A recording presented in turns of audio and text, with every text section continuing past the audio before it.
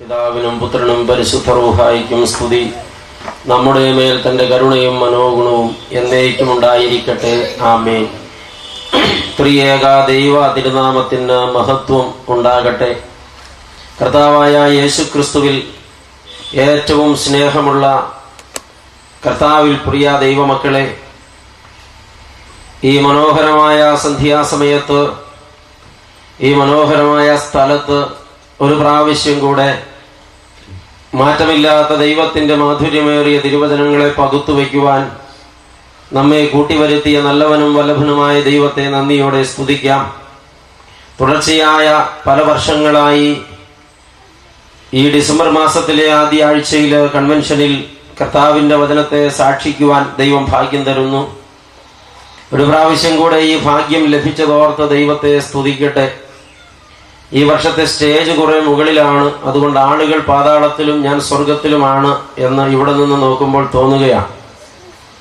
ദൈവമക്കളെ, നിങ്ങളെല്ലാവരും പ്രാർത്ഥനയോടുകൂടെ ഇരിക്കണം. 8:45 വരെയുള്ള സമയം ദൈവത്തിന്റെ വിലപ്പെട്ട തിരുവചനത്തിൽ നിന്ന് നിങ്ങളോടുകൂടെ പഠിക്കുവാനാണ് കൊതിക്കുന്നത്. ഇന്ന് രാത്രികാലത്തെ പഠനത്തിന് വിഷയമാകുവാൻ ഒരു വേദഭാഗം വായിക്കുകയാണ്. വിശുദ്ധനായ പൗലോസ്ലീഹ കൊരിന്ത്യ സഭയ്ക്ക് എഴുതിയ 2-ാമത്തെ ലേഖനം 7-ാമത്തെ അധ്യായത്തിലെ 1-ാമത്തെ തിരുവചനമാണ് വായിക്കുന്നത്. അവിടെ നമ്മൾ വായിക്കുന്നത് ഇങ്ങനെയാണ്: പ്രിയമുള്ളവരെ, ഈ വാഗ്ദത്തങ്ങൾ നമുക്ക് ഉള്ളതുകൊണ്ട് നാം ജഡത്തിലെയും ആത്മാവിലെയും സകല കന്മഷവും നീക്കി നമ്മെ തന്നെ വെടിപ്പാക്കി ദൈവഭയത്തിൽ വിശുദ്ധിയെ തികച്ചുകൊള്ളുക.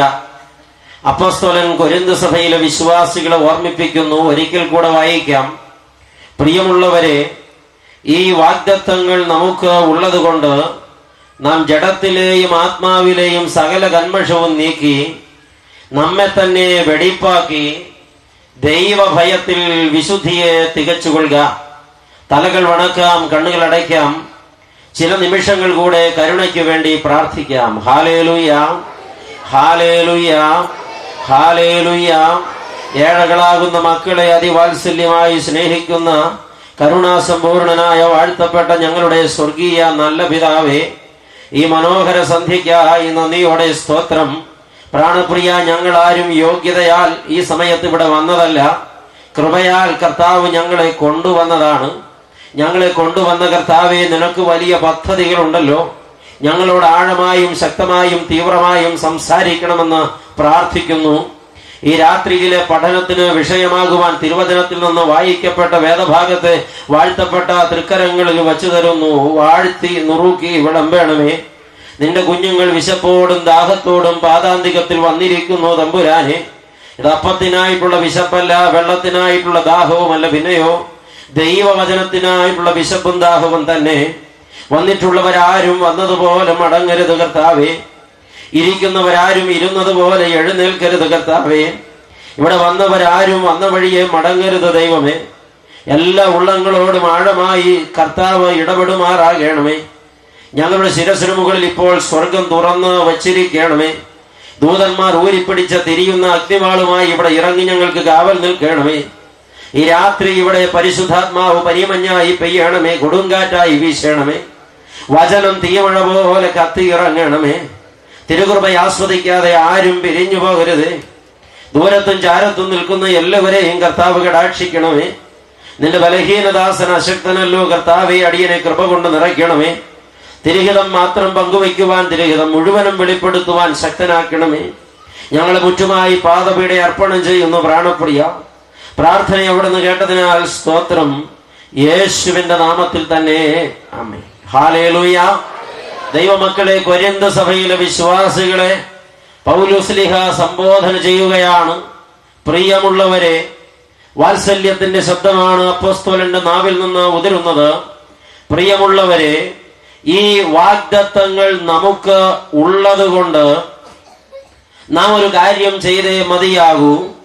ജഡത്തിലെയും ആത്മാവിലെയും സകല കന്മഷവും നീക്കി നമ്മെ തന്നെ വെടിപ്പാക്കി ദൈവഭയത്തിൽ വിശുദ്ധിയെ തികച്ചുകൊള്ളുക. അപ്പോസ്തലൻ ശക്തമായി സഭയെ സ്വാധീനിക്കുകയാണ്, ഓർമ്മപ്പെടുത്തുകയാണ്.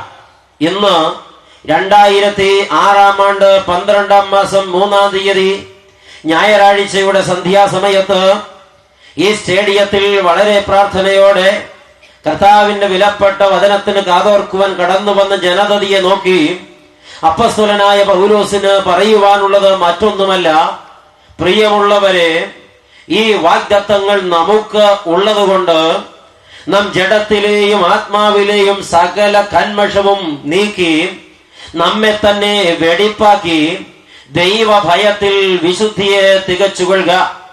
അപ്പോസ്തലൻ ഈ പറഞ്ഞതിന്റെ അർത്ഥം എന്താണ്? ഇതിന്റെ ആഴം എന്താണ്? നമ്മൾ ആരാണ്? നമുക്കുള്ള വാഗ്ദത്തങ്ങൾ എന്താണ്? ഇന്ന് രാത്രി നമ്മളത് തേടാൻ പോവുകയാണ്. നമ്മൾ ആരാണ്? നമുക്കുള്ള വാഗ്ദത്തങ്ങൾ എന്താണ്? ഇതറിഞ്ഞിട്ട് വേണമല്ലോ നമ്മളെ തന്നെ വെടിപ്പാക്കി വിശുദ്ധിയിൽ, ദൈവഭയത്തിൽ വിശുദ്ധിയെ തികയ്ക്കണോ വേണ്ടയോ എന്ന് തീരുമാനിക്കാൻ നമ്മൾ പരിശോധിക്കേണ്ട ആഴമേറിയ ചിന്ത, നമ്മൾ ആരാണ്? നമുക്കുള്ള വാഗ്ദത്തങ്ങൾ എന്താണ്? ദൈവമക്കളെ അതറിയുവാൻ ഇതിന്റെ മുകളിലുള്ള അധ്യായത്തിലെ ചില വാക്യങ്ങൾ പരിശോധിക്കണം. സത്യത്തിലെ 7-ാം അധ്യായത്തിലെ 1-ാം വാക്യം 6-ാം അധ്യായത്തിൽ പെടുത്തേണ്ടതായിരുന്നു. എന്തുകൊണ്ടെന്നാൽ 6-ാം അധ്യായത്തിൽ പറഞ്ഞു വരുന്ന ഒരു ചിന്തയുടെ കൺക്ലൂഷനാണ് 7-ാം അധ്യായത്തിലെ പ്രഥമ വാക്യം. 6-ാം അധ്യായത്തിൽ എന്താണ് അപ്പോസ്തലൻ പറയുന്നത്? നമ്മൾ ആരാണെന്നും നമുക്കുള്ള വാഗ്ദത്തങ്ങൾ എന്താണെന്നും ഈ 6-ാം അധ്യായത്തിൽ അപ്പോസ്തലൻ അനുസ്മരിക്കുന്നുണ്ട്. 6-ാം അധ്യായത്തിന്റെ 14 മുതലുള്ള തിരുവചനങ്ങളിൽ അത് രേഖപ്പെടുത്തുന്നുണ്ട്. വീണ്ടും നമുക്ക് ശ്രദ്ധിക്കാം. അപ്പോസ്തലൻ പറയുന്നു, നിങ്ങൾ അവിശ്വാസികളോട് ഇണയല്ലാപ്പിണ കൂടരുത്. ഇണയല്ലാപ്പിണ എന്ന വാക്ക് ഒരുപക്ഷെ എല്ലാവർക്കും വേണ്ടവണ്ണം പരിചയം കാണണമെന്നില്ല. ചേരാൻ പാടില്ലാത്തത് തമ്മിൽ ചേരുന്ന പ്രവർത്തിക്കാണ് ഇണയല്ലാപ്പിണ എന്ന് പറയുന്നത്. ഈ ലോകത്ത് ചേരാൻ പാടില്ലാത്തത് ചേരുന്നതായി അപ്പോസ്തലൻ കണ്ടതുകൊണ്ടാണ് ഇങ്ങനെ പറയുവാൻ ഇടവന്നത്. ഒരു വിശ്വാസിയും അവിശ്വാസിയും തമ്മിൽ അവിഹിതമായ ബന്ധത്തിൽ ഏർപ്പെട്ടാൽ അതിന്റെ പേരാണ് ഇണയല്ലാപ്പിണ എന്ന് പറയുന്നത്. മനസ്സിലാകാൻ ഉദാഹരണം പറഞ്ഞാൽ, മണ്ണെണ്ണയിൽ പാലിൽ വെള്ളം ചേർത്താൽ അത് ആരും ഒരു പക്ഷെ കണ്ടുപിടിക്കപ്പെടില്ല. പാലിൽ വെള്ളം ചേർത്തത് കൊണ്ട് പാൽ ഉപയോഗശൂന്യമാകുന്നില്ല, വെള്ളവും ഉപയോഗശൂന്യമാകുന്നില്ല. എന്നാൽ പാലിൽ മണ്ണെണ്ണ ചേർത്താൽ അത് തമ്മിൽ ചേരുകയില്ല. ആ പാൽ ഉപയോഗശൂന്യമായി പോകും, അത് കുടിക്കാൻ കൊള്ളില്ല. ഈ മണ്ണെണ്ണ ഉപയോഗശൂന്യമായി പോകും, അത് കത്തിക്കാനും കൊള്ളില്ല.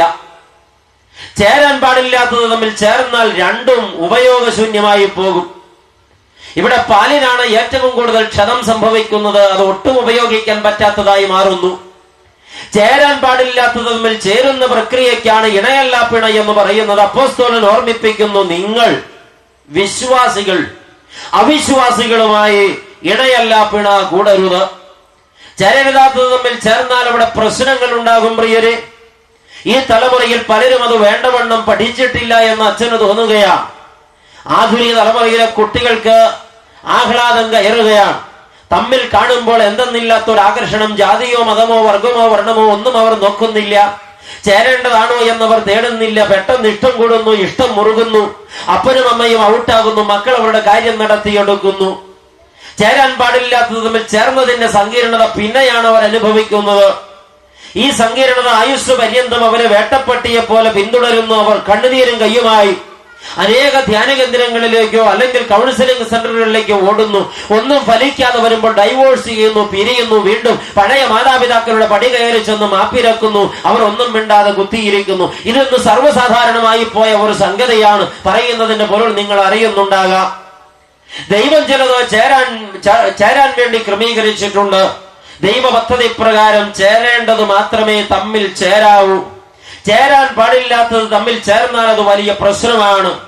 അതുകൊണ്ടാണ് അപ്പോസ്തലൻ പറഞ്ഞത്, നിങ്ങൾ അവിശ്വാസികളുമായി ഇണയല്ലാപ്പിണ കൂടരുത് എന്ന്. എന്നിട്ട് അപ്പോസ്തലൻ അതിന് അടിവരയിടുവാൻ വേണ്ടി ചില ഉദാഹരണങ്ങൾ താഴെ കുറിക്കുകയാണ്. നീതിക്കും അധർമ്മത്തിനും തമ്മിൽ എന്താണ് ചേർച്ച?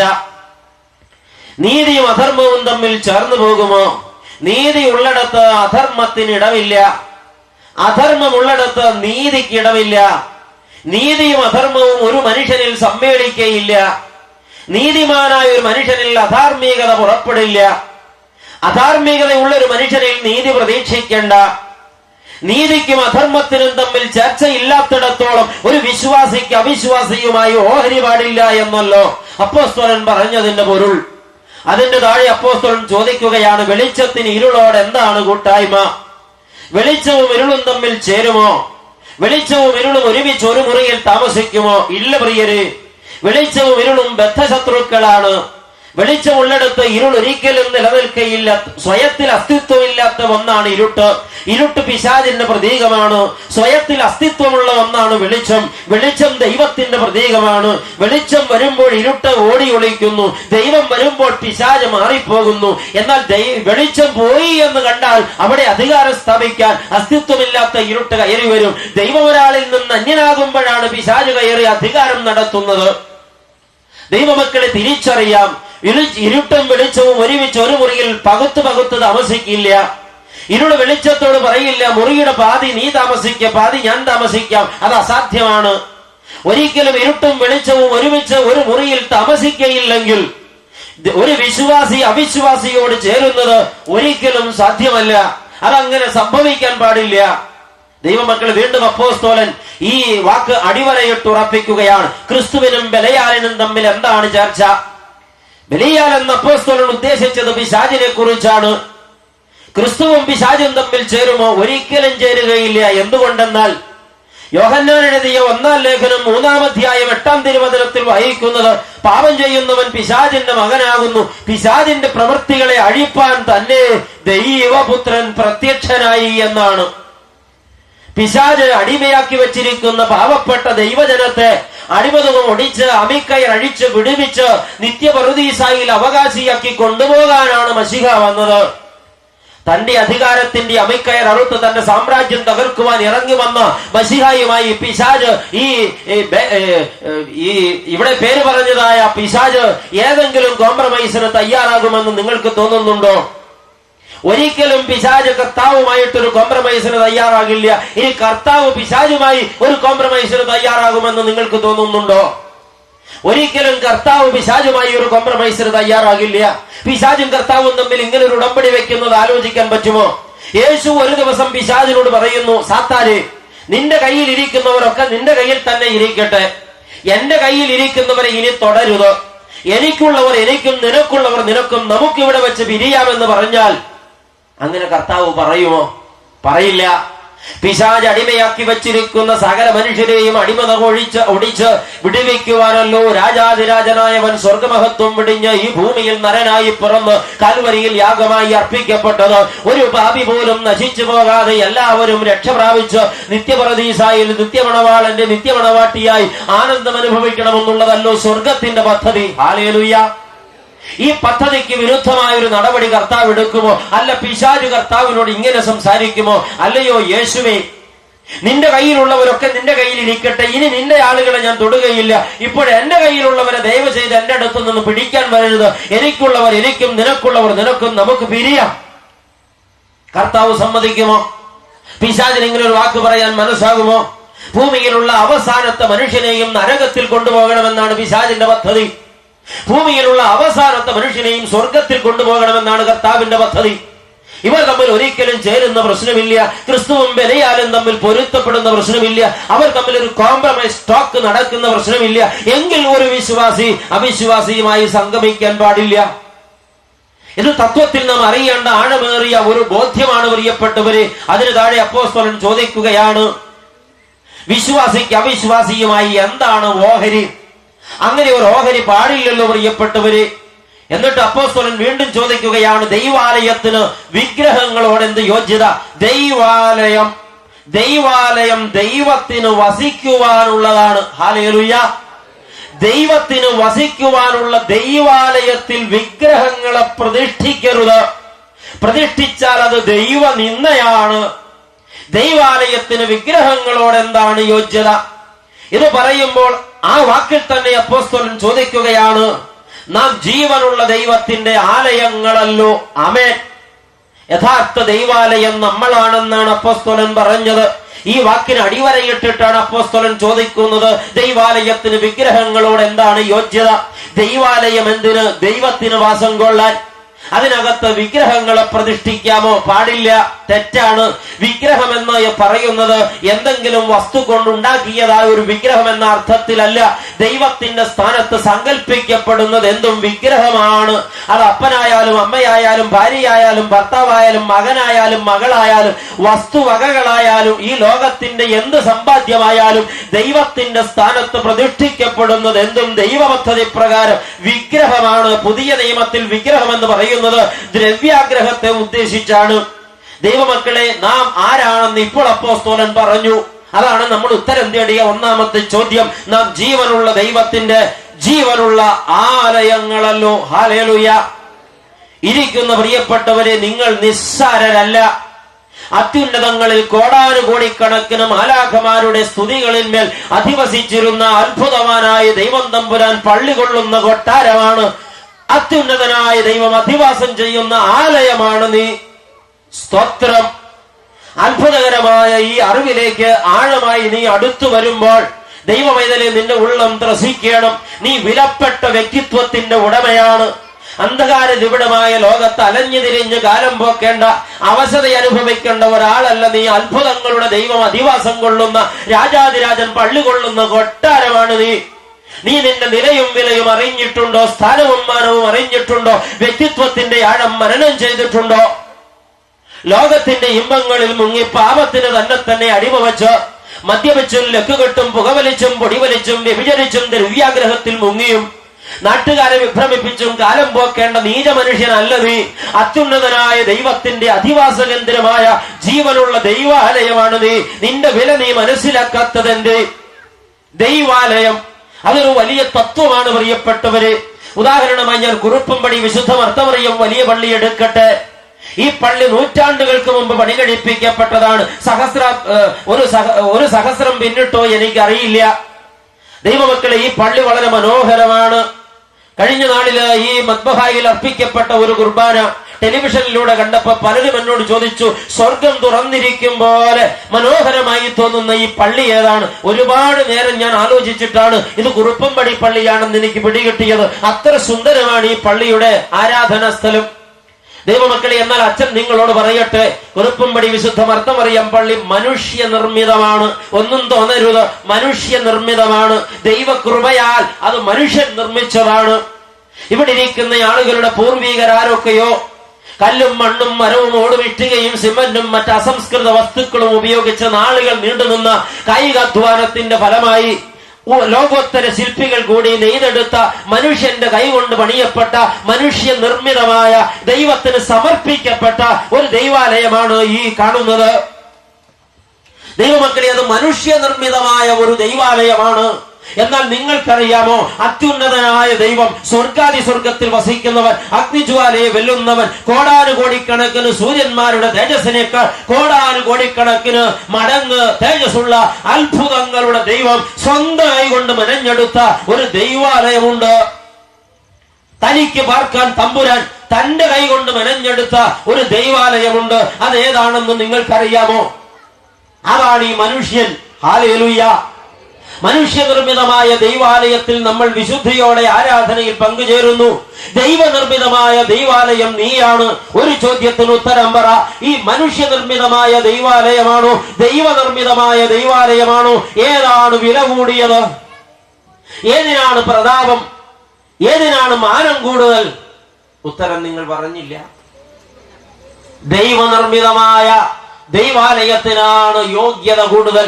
അതെ, ഈ മനുഷ്യന് തന്നെ മനുഷ്യനിർമ്മിതമായ ദൈവാലയത്തെക്കാൾ 10,000 മടങ്ങ് യോഗ്യതയുണ്ട് ദൈവനിർമ്മിതമായ ദൈവാലയത്തിന്.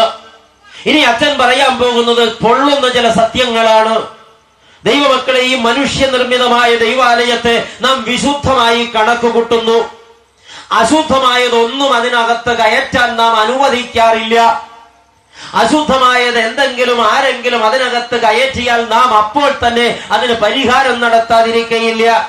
അച്ഛൻ ചോദിക്കട്ടെ, നാളെ വൈകിട്ട് 4 മണിക്കൊരു മെഴുകുതിരി കത്തിച്ചിട്ട് യോഗസ്ഥലത്തേക്ക് പോരാമെന്ന് നിലച്ച് നിങ്ങൾ ഈ പള്ളിയുടെ കയറി ചെല്ലുമ്പോ ഈ പള്ളിയകത്ത് 4-5 ആളുകൾ വട്ടം കൂടിയിരിക്കുകയാണ്. എന്താണ് ഇവരുടെ പരിപാടി എന്നറിയാൻ അകത്തേക്ക് കയറി ചെല്ലുമ്പോ കാണുന്ന കാഴ്ച എന്താ? 2-3 വിദേശ മദ്യക്കുപ്പികൾ തുറന്നു വെച്ച് 4-5 ഗ്ലാസും വെള്ളവും ഒക്കെ വെച്ച് ഈ ആളുകൾ ഈ പള്ളിയകത്തിരുന്ന് മദ്യം പകർന്നു കുടിക്കുകയാണെന്ന് വിചാരിക്കുക. ഈ കാഴ്ച നിങ്ങൾ കണ്ടാൽ നിങ്ങൾ എങ്ങനെ പ്രതികരിക്കും പ്രിയപ്പെട്ടവര്? എന്തായിരിക്കും നിങ്ങളുടെ പ്രതികരണം? ഇവിടെ ഇരിക്കുന്ന ചില കുറുങ്കള്ളന്മാർ ഇപ്പൊ പറയുന്നുണ്ട്, പൊന്നു ചേട്ടന്മാരെ എന്നെ കൂടെ ഷെയർ കൂട്ടാമെങ്കിൽ ഞാൻ ആരോടും പറയില്ല. അങ്ങനെ പറയുന്ന ചിലരെങ്കിലും ഇവിടെ കണ്ടേക്കാമെന്ന് ഞാൻ വിചാരിക്കുകയാണ്. ഈ ചോദ്യം കോതമംഗലത്ത് ചോദിച്ചപ്പോ ഒരു മനുഷ്യൻ എഴുന്നേറ്റ് നിന്നിട്ട് പറഞ്ഞു, അടിച്ചവന്റെ പെടലി ഞാൻ ഒടിക്കുമെന്ന്. എന്റെ പള്ളിക്കകത്ത് അവന്റെ തോന്നിയവാസം. മിക്കവാറും 365 ദിവസം ഒരു വർഷത്തിനുള്ളപ്പോ അതിൽ 364 ദിവസവും മൂക്കുമുട്ടെ കുടിക്കുന്ന ചേട്ടന ഈ വികാരം പ്രകടിപ്പിച്ചത്, അടിച്ചവന്റെ പെടലി ഞാൻ ഒടിക്കുമെന്ന്.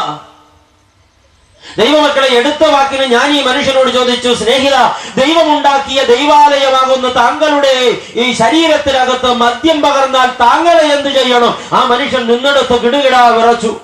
പിന്നെ മറുപടി ഒന്നും ഉണ്ടായില്ല. ആ ഐസ് അലിഞ്ഞു തീരും പോലെ ആ മനുഷ്യൻ അവിടെ ഇരുന്നു. ഇന്ന് രാത്രി ദൈവ പൈതൽ നിന്നോട് ചോദിക്കാനുള്ള വളരെ ശക്തവും തീവ്രവുമായ ഒരു ചോദ്യമാണിത്. നീ ഉണ്ടാക്കിയ ദൈവാലയത്തിനകത്ത് ആരെങ്കിലും അശുദ്ധമായത് കയറ്റിയാൽ, മദ്യം പകർന്ന് സേവിച്ചാൽ, നീ അവനെ അതിനകത്ത് ഇരുത്തില്ല, ആട്ടി ഓടിക്കും. എന്ത് വില കൊടുത്തും അവരെ പുറത്താക്കും. ഒന്നും പറ്റിയില്ലെങ്കിൽ കൂട്ടമണിയടിച്ച് നാട്ടുകാരെ കൂട്ടി ബഹളം കൂട്ടി അവരെ പുറത്താക്കും. ഒരു മനുഷ്യനും അതിന് അനുവദിക്കുകയില്ല. നീ ഉണ്ടാക്കിയ ദൈവാലയം മലിനമായാൽ നിനക്ക് നല്ലവണ്ണം പൊള്ളും, അല്ലേ? ദൈവമുണ്ടാക്കിയ ദൈവാലയം മലിനമായാൽ ദൈവത്തിന് അതിനെ ഇരട്ടി കോപമുണ്ടാകും. ദൈവമൈതലേ, നീ ഇത് തിരിച്ചറിയാതെ പോയാൽ അത് ശാപമാണ്. മനുഷ്യനുണ്ടാക്കിയ ദൈവാലയം മലിനമായാൽ മനുഷ്യന് കോപം വരുമെങ്കിൽ, ദൈവമുണ്ടാക്കിയ ദൈവാലയം നാശമായാൽ, അത് അശുദ്ധമായാൽ ദൈവത്തിന് അതിൽ 7 മടങ്ങ് കോപം വരും. വേദപുസ്തകത്തിൽ തെളിവ് തരാം. 1 കൊരിന്ത്യർ ലേഖനം 3-ാം അധ്യായം 16-ഉം 17-ഉം വാക്യങ്ങൾ ചേർത്ത് വായിച്ചാൽ അതിന്റെ തെളിവ് കിട്ടും. അപ്പോസ്തലനായ പൗലോസ് അവിടെ പറഞ്ഞു വെക്കുന്നത് എന്താണ്? നിങ്ങൾ ദൈവത്തിന്റെ മന്ദിരങ്ങളാകുന്നുവെന്നും ദൈവത്തിന്റെ പരിശുദ്ധാത്മാവ് നിങ്ങളിൽ വസിക്കുന്നുവെന്നും നിങ്ങൾ അറിയുന്നില്ലയോ? ദൈവമന്ദിരം നശിപ്പിക്കുന്നവനെ നിന്നെ ദൈവം നശിപ്പിക്കുമെന്നാണ് 17-ാമത്തെ വാക്യം. ദൈവമന്ദിരം നശിപ്പിക്കുന്നവനെ നിന്നെ ദൈവം നശിപ്പിക്കും. പിന്നെ വിടുന്ന പ്രശ്നമില്ല. നീ അറിയണം നീ ആരാണെന്ന്. താൻ തോന്നിയായി ലക്കുകെട്ട് തെരുവിൽ അലയേണ്ട ഒരാളല്ല നീ. അത്യുന്നതനായ തമ്പുരാൻ അധിവാസം കൊള്ളുന്ന അത്ഭുത ദൈവാലയമാണ് നീ എങ്കിൽ അതിന്റെ മാനം നീ സൂക്ഷിക്കേണ്ടത് നിന്റെ കർത്തവ്യമാണ്. മദ്യപിച്ച് ലക്കുകെട്ട് ഉടുതുണിയടിച്ച് തെരുവിൽ നിരങ്ങേണ്ടതല്ല ഒരു ദൈവാലയത്തിന്റെ ഡ്യൂട്ടി. അതിൻ്റെതായ പരിശുദ്ധി ഉണ്ടാകണം. പരിശുദ്ധി പണയം വയ്ക്കുന്നവരെ കീറിക്കളയുമെന്നല്ലോ കർത്താവിന്റെ മറുപടി. ദൈവാലയം നശിപ്പിക്കരുത്. നിന്റെ ശരീരം എന്റെ ദൈവാലയം, എന്റെ ആലയമാണ്. ഞാൻ അതിനകത്താണ് അധിവാസം കൊള്ളുന്നത്. നീ അതിനെ നശിപ്പിച്ചാൽ ഞാൻ നിന്നെ വിടില്ല എന്ന് കർത്താവ് കൽപ്പിക്കുന്നു. തെറ്റി ഒഴിയാൻ കഴിവുള്ളവൻ തെറ്റി ഒഴിയട്ടെ. വചനം തീയാണ്, അത് ഇടിത്തീ പോലെ ഇറങ്ങുന്നതാണ്. ഇരുവായി തലയുള്ള വാളാണ്. അതിനോട് ആരും ഉദയ്ക്കരുത്. അത് രക്ഷയ്ക്കുള്ള മാർഗമല്ല. നല്ലവണ്ണം ദൈവത്തിന്റെ വചനം നിന്റെ ഹൃദയത്തെ പിളർക്കട്ടെ. ദൈവമൈതലേ, നീ അറിയണം നീ ആരാണെന്ന്. നീ അതിനുള്ള മാനം സൂക്ഷിക്കേണ്ടതുണ്ട്. ഒന്നാമത് നാം മനസ്സിലാക്കി, നാം ആരാണ്? നിസ്സാരരല്ല. ജീവനുള്ള ദൈവം കുടികൊള്ളുന്ന ജീവനുള്ള ദൈവാലയമാണ്. അത്യുന്നതനായ ദൈവം അധിവാസം കൊള്ളുന്ന അത്ഭുത ദൈവാലയമേ, നീ നിന്നെ തന്നെ മലീമസപ്പെടുത്തല്ലേ. അത് ദ്രവ്യാഗ്രഹത്താലോ വ്യഭിചാരത്താലോ പൊടി വലിയാലോ പുക വലിയാലോ അരുതേ. എത്ര വർഷങ്ങളായി ഇതേ സ്ഥലത്ത് ഈ പാവപ്പെട്ട അച്ഛൻ വചനം പ്രസംഗിക്കുന്നു. എത്ര പേർക്ക് മാനസാന്തരമുണ്ടായി? എനിക്ക് തോന്നുന്നില്ല. കേൾക്കുക മടങ്ങുക, കേൾക്കുക മടങ്ങുക. ആരും ഈ വചനത്തെ മനനം ചെയ്യുന്നില്ല. നീ ആകേണ്ടത് നീ ആകണം. ദൈവമൈതലേ, ദൈവത്തെ മാത്രം വെല്ലുവിളിക്കരുത്. നിന്റെ ഹൃദയതന്ത്രികളെ കുത്തിമുറിച്ചുകൊണ്ട് അത്ഭുതങ്ങളുടെ ദൈവം പറഞ്ഞു വെക്കുന്നത് നമ്പരപ്പെടുത്തുന്ന വാക്കുകളാണെങ്കിൽ അത് തമ്പുരാന്റെ വ്യഥയാണ്. നീ ഇന്ന് രാത്രി തിരിച്ചറിയുക, നീ അത്ഭുതങ്ങളുടെ ദൈവം അധിവാസം കൊള്ളുന്ന ആലയമാണ് എന്ന്. മലിനപ്പെടരുത്, അനുവദിക്കരുത്. തെറ്റാണ് കീഴ്വഴക്കം. ഒന്നുകൊണ്ടും നീ മലിനപ്പെടരുത്.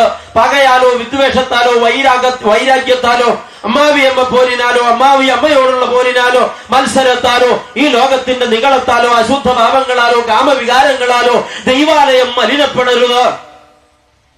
നിന്റെ നിർമ്മിതി അശുദ്ധമാകുന്നത് നിനക്ക് താല്പര്യമല്ല. ദൈവത്തിന്റെ നിർമ്മിതി അശുദ്ധമാകുന്നത് ദൈവത്തിനും താല്പര്യമല്ല. ബോധ്യപ്പെട്ട് ഹൃദയത്തിൽ എഴുതിക്ക്, മനുഷ്യ നീ നിസ്സാരനല്ല. അത്ഭുതങ്ങളുടെ ദൈവം അധിവാസം കൊള്ളുന്ന ദൈവാലയമാണ്.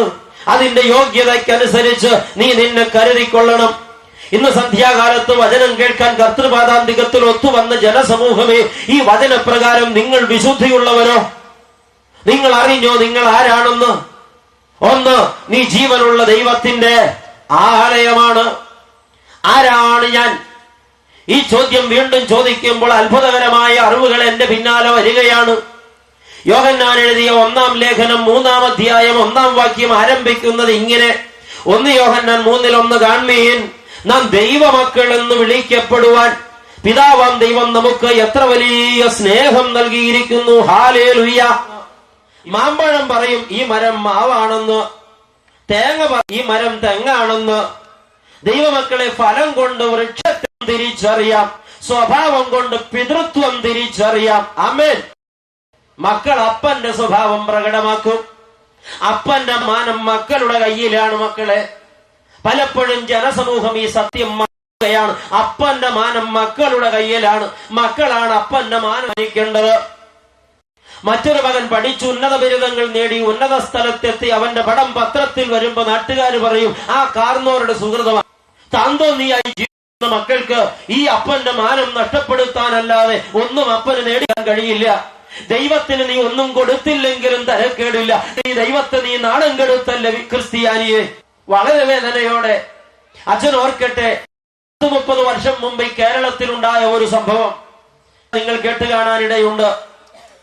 ഒരധ്യാപകൻ ഒരു സ്കൂളിൽ പഠിപ്പിക്കുകയാണ്. ആ അധ്യാപകൻ എന്ന് വെച്ചാൽ സ്കൂളിലെ സകല വിദ്യാർത്ഥികൾക്കും ദൈവതുല്യനാണ്. എന്തുകൊണ്ടെന്ന് സ്നേഹം കൊണ്ട് തന്റെ വിദ്യാർത്ഥികളെ പൊതിയുന്ന ഒരു അധ്യാപകൻ. പാഠഭാഗം പഠിപ്പിക്കുന്നതിനുപരി ധാർമ്മികത പഠിപ്പിക്കുന്ന നിർമ്മലനായ ഒരു അധ്യാപകൻ. നന്നായി പ്രാർത്ഥിക്കുന്ന ഒരു വിശുദ്ധ മനുഷ്യൻ. ഈ അധ്യാപകൻ തന്റെ കുട്ടികളെ ചേർത്ത് പിടിക്കും. 3000 കുട്ടികളെയും പേരു ചൊല്ലി വിളിക്കുന്ന ഒരു അധ്യാപകൻ. അധ്യാപകന്റെ പേഴ്സണാലിറ്റി നിങ്ങളൊന്ന് അളന്നേ.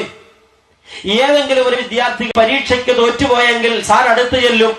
ആൺകുട്ടിയാണെങ്കിൽ അവന്റെ ചുമലിൽ ഇങ്ങനെ തട്ടും, മോനെ സാരമില്ലടാ, കണക്ക് പരീക്ഷയ്ക്ക് തോറ്റുവല്ലേ, അടുത്ത പരീക്ഷയ്ക്ക് ഈ ക്ലാസ്സിൽ കണക്കിന് നീ 1-ാം സ്ഥാനത്തായിരിക്കും, ഞാൻ പഠിപ്പിക്കാവടാ, നീ സമയം കിട്ടുമ്പോ മാഷിന്റെ വീട്ടിലോട്ട് പോരെ, തൊട്ടപ്പുറത്തല്ലേ എന്റെ വീട്, അല്ല നിനക്ക് എന്റെ വീട്ടിൽ വരാനായിട്ട് ബുദ്ധിമുട്ടാണെങ്കിൽ ഞാൻ നിന്റെ വീട്ടിലോട്ട് വരാം, നിന്നെ ഞാൻ കണക്ക് പഠിപ്പിക്കാം, മോൻ വിഷമിക്കണ്ട.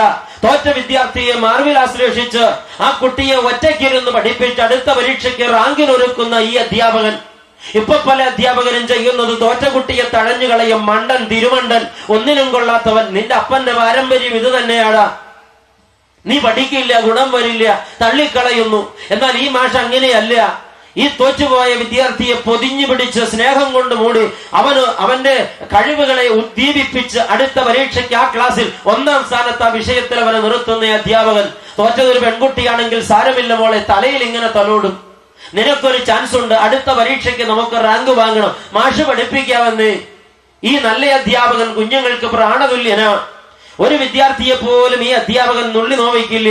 എന്നാൽ ഏതെങ്കിലും ഒരു വിദ്യാർത്ഥി കോപ്പിയടിച്ച് ക്രമക്കേട് കാണിച്ചത് പിടിച്ചാൽ അധ്യാപകൻ ആ കുട്ടിയുടെ മുമ്പിൽ നിന്ന് വാവിട്ട് നിലവിളിക്കുക, എങ്കിലും എന്റെ പൊന്നുമോനെ, പൊന്നുമോളെ, നീ ഇത്ര തെറ്റായത് ചെയ്തല്ലോ, ഞാനിത് നനച്ചില്ലല്ലോ. ഒരുപക്ഷെ ആ വിദ്യാർത്ഥിയെ 1000 പ്രാവശ്യം ചൂരൽ കൊണ്ടടിച്ചാൽ ആ കുട്ടിക്ക് അത്രയും നോവില്ല. പ്രിയപ്പെട്ട മാഷ് മുമ്പിൽ നിന്ന് കരയുകയാ. ഈ കുട്ടി വിതുമ്പിക്കൊണ്ട് പറയും, തെറ്റ് പറ്റിപ്പോയി സാറ്, ഇനി ചെയ്യില്ല, മോളെ മോനെ ചെയ്യരുത്. എത്ര ഭക്തനും വിശുദ്ധനുമായ ഒരു അധ്യാപകൻ. ഈ അധ്യാപകൻ തന്റെ വിദ്യാർത്ഥികളോട് എന്നും മുടങ്ങാതെ പറയുന്നൊരു വാക്കുണ്ട്, മക്കളെ, ഈ സ്കൂളിന്റെ കവാടത്തിങ്കിൽ ഒരു ചായക്കടയുണ്ട്, ഈ ചായക്കടയിൽ കയറി നിങ്ങൾ ആരും ചായ കുടിക്കരുത്. അപ്പൊ വിദ്യാർത്ഥികൾ ചോദിക്കും, സാറേ അതെന്താ അവിടെ കയറി ചായ കുടിച്ചാൽ? അതൊരു വൃത്തികെട്ട സ്ഥലമാ മക്കളെ. കണ്ട കള്ളുകുടിയന്മാരും കൂളിസെറ്റുകളും അവിടെ വന്ന് കള്ളുകുപ്പിയുമായിരുന്നു പകർന്നു കുടിക്കും, വായിൽ തോന്നിയ അസഭ്യങ്ങളൊക്കെ പറയും. എന്റെ മക്കൾ അവിടെ പോയി ഇരുന്നാൽ ചീത്തയായി പോകും, ദയവ് ചെയ്ത് മക്കൾ അവിടെ കയറി ചായ കുടിക്കരുത്. ഈ മാഷ് പറഞ്ഞത് ശിരസാ വഹിച്ച് ഒരു കുട്ടി പോലും അവിടെ കയറാതെ മാറി നിന്നു. 16 ബാച്ച് ആ സ്കൂളിൽ നിന്ന് പുറത്തുപോയി നിർമ്മലരായി. ഈ സ്കൂളിലെ കുട്ടികളെ കിട്ടാൻ മറ്റു സ്കൂളുകൾ ഓടി നടക്കുകയാ, കോളേജുകൾ ഓടി നടക്കുകയാ. കാരണം അത്രയ്ക്ക് നല്ല പേഴ്സണാലിറ്റി ഉള്ള കുഞ്ഞുങ്ങളാ, കറപ്ഷൻ ഇല്ലാത്ത കുട്ടികൾ. 16 കൊല്ലം ഈ അധ്യാപകൻ ആ സ്കൂളിന്റെ സാരഥിയായി നിന്നു. 16ാമത്തെ കൊല്ലം ഒരു സംഭവം ഉണ്ടായി. ഈ അധ്യാപകൻ 10ാം ക്ലാസ്സിൽ പഠിപ്പിച്ചുകൊണ്ടിരിക്കുമ്പോ 8ാം ക്ലാസ്സിൽ പഠിക്കുന്ന ഒരു വിദ്യാർത്ഥി ക്ലാസ് റൂമിന്റെ വാതിൽക്കൽ വന്ന് നിന്നു. സർ എന്ന് വിളിച്ചു. എന്റെ മോനെ, ഒന്നിങ്ങ് വരാമോ? ഇറങ്ങിച്ചെന്നു. എന്ത് വേണം? എന്റെ കൂടെ ആ റോഡിലോളം ഒന്ന് വരാമോ? എന്തിനാ മോനെ? ഒരു അത്യാവശ്യ കാര്യത്തിനാ. ഈ പീരീഡ് അങ്ങ് കഴിഞ്ഞിട്ട് പോലെ 15 മിനിറ്റ് കൊണ്ട് തീരും. പോരെ സർ, ഇപ്പോൾ വരണം, നൗ, ഈ നിമിഷം. അതെന്താ കുട്ടി, അർജന്റ് ആയിട്ടുള്ള സംഗതി, അത് റോഡിൽ ചെല്ലുമ്പോൾ ഞാൻ പറയാം. ക്ലാസ്സിലുള്ള കുട്ടികൾക്ക് ചില പ്രൊജക്ടുകളൊക്കെ കൊടുത്തിട്ട് ഈ 8ാം ക്ലാസ്സുകാരന്റെ കൂടെ ഇറങ്ങി നടക്കുമ്പോഴും സാറ് ചോദിച്ചു, മോനെ എന്താ ഇത്ര അർജന്റ് സംഗതി? ഒരു വളരെ പ്രധാനപ്പെട്ട സംഗതിയാണ് മാഷെ. മാഷുവാ. കൂട്ടിക്കൊണ്ടുപോയി ഈ സ്കൂളിന്റെ കവാടം കടന്ന് റോഡിൽ നിന്നപ്പോ സാറ് ചോദിച്ചു, മോനെ എന്താ എന്നോട് പറയാൻ വന്നത്? ഈ കുട്ടി സാറിനോട് പറഞ്ഞു, സർ ആ ചായക്കടയിലേക്ക് നോക്ക്. കുട്ടി വിരൽ ചൂണ്ടിയ സ്ഥാനത്ത് അധ്യാപകൻ നോക്കി. ആ ഇരുന്ന് ചായ കുടിക്കുന്ന ആളെ സാർ അറിയുമോ? ഒന്നേ നോക്കിയുള്ളൂ. അധ്യാപകന്റെ സപ്തനാടികളും തളർന്നുപോയി. തല കറങ്ങുന്നത് പോലെ തോന്നി. കണ്ണിൽ ഇരുട്ട് കയറി. അധ്യാപകനൊന്ന് വെച്ചു. 8ാം ക്ലാസ്സുകാരൻ താങ്ങി. സാറേ എന്താ ഒരു പരവേശം? ആ മനുഷ്യൻ ഒന്ന് പിടഞ്ഞുലഞ്ഞു നേരെ നിന്നു. ഒന്നുമില്ല മോനെ. എന്താ സാറ് കണ്ടതെന്നല്ലേ? അദ്ദേഹത്തിന്റെ മൂത്ത മകൻ, 24 വയസ്സുള്ള ഒരു ഉദ്യോഗസ്ഥൻ, ഗവൺമെന്റ് ഉദ്യോഗസ്ഥനായ മൂത്ത മകൻ ആ ചായക്കടയിൽ ഇരുന്ന് ചായ കുടിക്കുകയാ. 10-16 കൊല്ലം തന്റെ പള്ളിക്കൂടത്തിലെ ഒരു കുട്ടി പോലും ആ ചായക്കടയിൽ കയറി ചായ കുടിക്കരുതെന്ന് ദിവസം തോറും തന്റെ കുഞ്ഞുങ്ങളെ ഉപദേശിച്ച അധ്യാപകന്റെ മൂത്ത മകൻ ആ ചായക്കടയിൽ ഇരുന്ന് ചായ കുടിക്കുകയാണ്. ഇത് കണ്ട നിമിഷം അധ്യാപകൻ ആകെ വെപ്രാളം പൂണ്ടു. അയ്യോ, എന്റെ മാനം പോയല്ലോ, എന്റെ വ്യക്തിത്വം പോയല്ലോ, ഞാൻ പറഞ്ഞതിന് വിലയില്ലാതെയായല്ലോ, ഈ കുഞ്ഞുങ്ങളുടെ മുമ്പിൽ ഞാൻ വിഡ്ഢിയായല്ലോ. ഒരു നിമിഷം അങ്ങനെ ഓർത്തു നമ്പരം പൂണ്ട അധ്യാപകൻ ഒരു നിമിഷം തന്റെ ധാർമ്മിക രോഷം കൊണ്ട് ആളിക്കത്തി. ഓടി ആ ചായക്കടയിലേക്ക് കയറി ചെന്ന് മകൻ കുടിക്കാൻ കയ്യിലെടുത്ത് പിടിച്ചിരുന്ന ഗ്ലാസ് പിടിച്ചു വാങ്ങി മേശപ്പുറത്ത് ഇടിച്ചവിടെ വെച്ചു. മകൻ ചാടിപ്പിടഞ്ഞെഴുന്നേറ്റ് എന്താ അപ്പാന്ന് ചോദിച്ചു. മിണ്ടരുത് നീ എന്ന് പറഞ്ഞു. തിരിഞ്ഞു നിന്നിട്ട് ചായക്കടക്കാരനോട് ചോദിച്ചു, തന്റെ ചായക്ക് കാശ് എത്രയാടൂ? അയാള് പറഞ്ഞു, അന്നത്തെ 10-30 കൊല്ലം മുമ്പ് 20 പൈസയായിരിക്കും ചായക്ക് വില. 20 പൈസ. അതെടുത്ത് മേശപ്പുറത്ത് ഇട്ടിട്ട് ഈ അധ്യാപകൻ മോന്റെ ചെവിക്ക് കടന്നു പിടിച്ചു. ഇറങ്ങടാ എന്റെ കൂടെ. അവൻ ചോദിച്ചു, അപ്പ ഞാനൊരു പ്രായപൂർത്തിയായ കുട്ടിയാ, ഇത്രയും നാട്ടുകാരുടെ മുമ്പിൽ എന്നെ മാനം കെടുത്തി ചെവിക്ക് പിടിച്ചു കൊണ്ടുപോകാൻ കാര്യമെന്താ? മിണ്ടരുതെന്നല്ലേ നിന്നോട് പറഞ്ഞത്? നടക്കടാ. അവനൊരക്ഷരം മിണ്ടിയില്ല. ഈ റോഡിലൂടെ ഇറങ്ങി നടന്നു വീട്ടിലേക്ക് എത്തി. അപ്പോഴും മോൻ പലവട്ടം ചോദിച്ചു, അപ്പ എന്തിന് മിണ്ടരുതെന്ന്? വീട്ടിലെത്തി. ചെവിയിൽ നിന്ന് പിടുത്തം വിട്ടു. കസേരയിലേക്ക് ഇരുന്ന അധ്യാപകൻ മലർന്നടിച്ചു വീണുപോയി. അപ്പ പറ, എന്തിനാ നാണം കെടുത്ത് നാട്ടുകാരുടെ മുമ്പിൽ എന്നെ ചെവിക്ക് പിടിച്ച് ഒരു കൊച്ചുകുട്ടിയെ പോലെ ശിക്ഷിക്കാൻ ഇങ്ങനെ കൊണ്ടുവന്ന കാര്യം പറ. മോനെ, നീ ആരാണെന്ന് നിനക്കറിയാമോ? അപ്പന്റെ ചോദ്യം. നീ ആരാണെന്ന് നിനക്കറിയാമോ? എടുത്ത വാക്കിന് മകൻ ചോദിച്ചു, ഞാൻ ആരാണെന്ന് അപ്പൻ അറിയില്ലേ? ഞാൻ അപ്പന്റെ മോന. അല്ലടാ, നീ എന്റെ മോനല്ല, ഞാൻ നിന്റെ അപ്പനുമല്ല. എന്താണ് അപ്പൻ ഈ പറയുന്നത്? നീ നിന്റെ അപ്പനെ കൊന്നടാ, നിന്റെ അപ്പന്റെ നെഞ്ചിൽ കഠാര ഇറക്കിയടാ, നിന്റെ അപ്പനെ നീ കുഴിച്ചിടടാ. ഈ നിമിഷം നീ നിന്റെ അപ്പനെ കൊന്ന മോന. അവൻ പറഞ്ഞു, എനിക്ക് മനസ്സിലായില്ലപ്പാ, ഒന്നും മനസ്സിലായില്ല. മോനെ, നിനക്ക് മനസ്സിലാകില്ല. നീ മതി മറന്നുപോയി. നീ സ്വന്തം കാലിൽ നിൽക്കാൻ മാത്രം വളർന്നു. നിനക്ക് സ്വന്തം ഉദ്യോഗമുണ്ട്, കാശു വരുമാനമുണ്ട്. നീ നിനക്കുന്നത് എന്തും നടക്കും. അപ്പൻ ഇത്രയും പറയാൻ ഞാൻ എന്ത് തെറ്റാ ചെയ്തത്? മോനെ, ഈ ചായക്കടയിൽ കയറി ചായ കുടിക്കുന്നത് തെറ്റാണെന്ന് കഴിഞ്ഞ 10-16 വർഷം എന്റെ വിദ്യാർത്ഥികളെ ഞാൻ പറഞ്ഞു പഠിപ്പിച്ച അധ്യാപകന. ഏതെങ്കിലും ഒരു വിദ്യാർത്ഥിയോട് ഇത് പറയും മുമ്പ് ഞാൻ എന്റെ മോനോട് ആദ്യം ഇത് പറഞ്ഞതാ. എന്നിട്ട് എന്റെ മോൻ അത് തെറ്റിച്ചപ്പോ ഈ കുഞ്ഞുങ്ങളുടെ മുഖത്ത് ഞാൻ എങ്ങനെ നോക്കുമേടാ? ഇനി എങ്ങനെ ഞാൻ പള്ളിക്കൂടത്തിൽ പോകുമേടാ? ഈ കുഞ്ഞുങ്ങളുടെ മുമ്പിൽ ഞാനൊരു പരിഹാസപാത്രമായില്ലേ? നീ നിന്റെ അപ്പനെ കൊന്നില്ലേ മോനെ? ഈ മുറി വെട്ടി നീ നിന്റെ അപ്പൻ പുറത്തിറങ്ങുന്ന പ്രശ്നമില്ല. നിന്റെ അപ്പൻ മരിച്ചു, അല്ല നീ നിന്റെ അപ്പനെ കൊന്നു. നോക്ക്, ഞാൻ റിസൈൻ ലെറ്റർ എഴുതി ഒപ്പിട്ട് തരാം. നീ അത് എത്തിക്കേണ്ടിടത്ത് എത്തിച്ച് നിന്റെ അപ്പന്റെ കബറടക്കത്തിന് വേണ്ടത് ചെയ്യുമോനെ? നീ നിന്റെ അപ്പനെ കൊന്നില്ലേ? മാനം കെടുത്തിയില്ലേടാ നീ എന്നെ? ഈ മകൻ അപ്പോഴാണ് അപ്പന്റെ വേദനയുടെ ആഴം മനസ്സിലായത്. അവൻ വിതുമ്പിക്കരഞ്ഞു, അപ്പ അമ്മാപ്പ്, അറിയാതെ പറ്റിയതാ.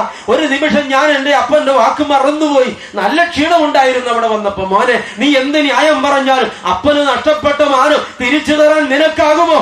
ആകുമോ? ആ മകൻ അല്പനേരം മിണ്ടാതെ നിന്നിട്ട് മുട്ടുകുത്തി. അപ്പാ, എന്റെ അപ്പന് വേണ്ടി ഞാൻ പ്രായശ്ചിത്തം ചെയ്യാം.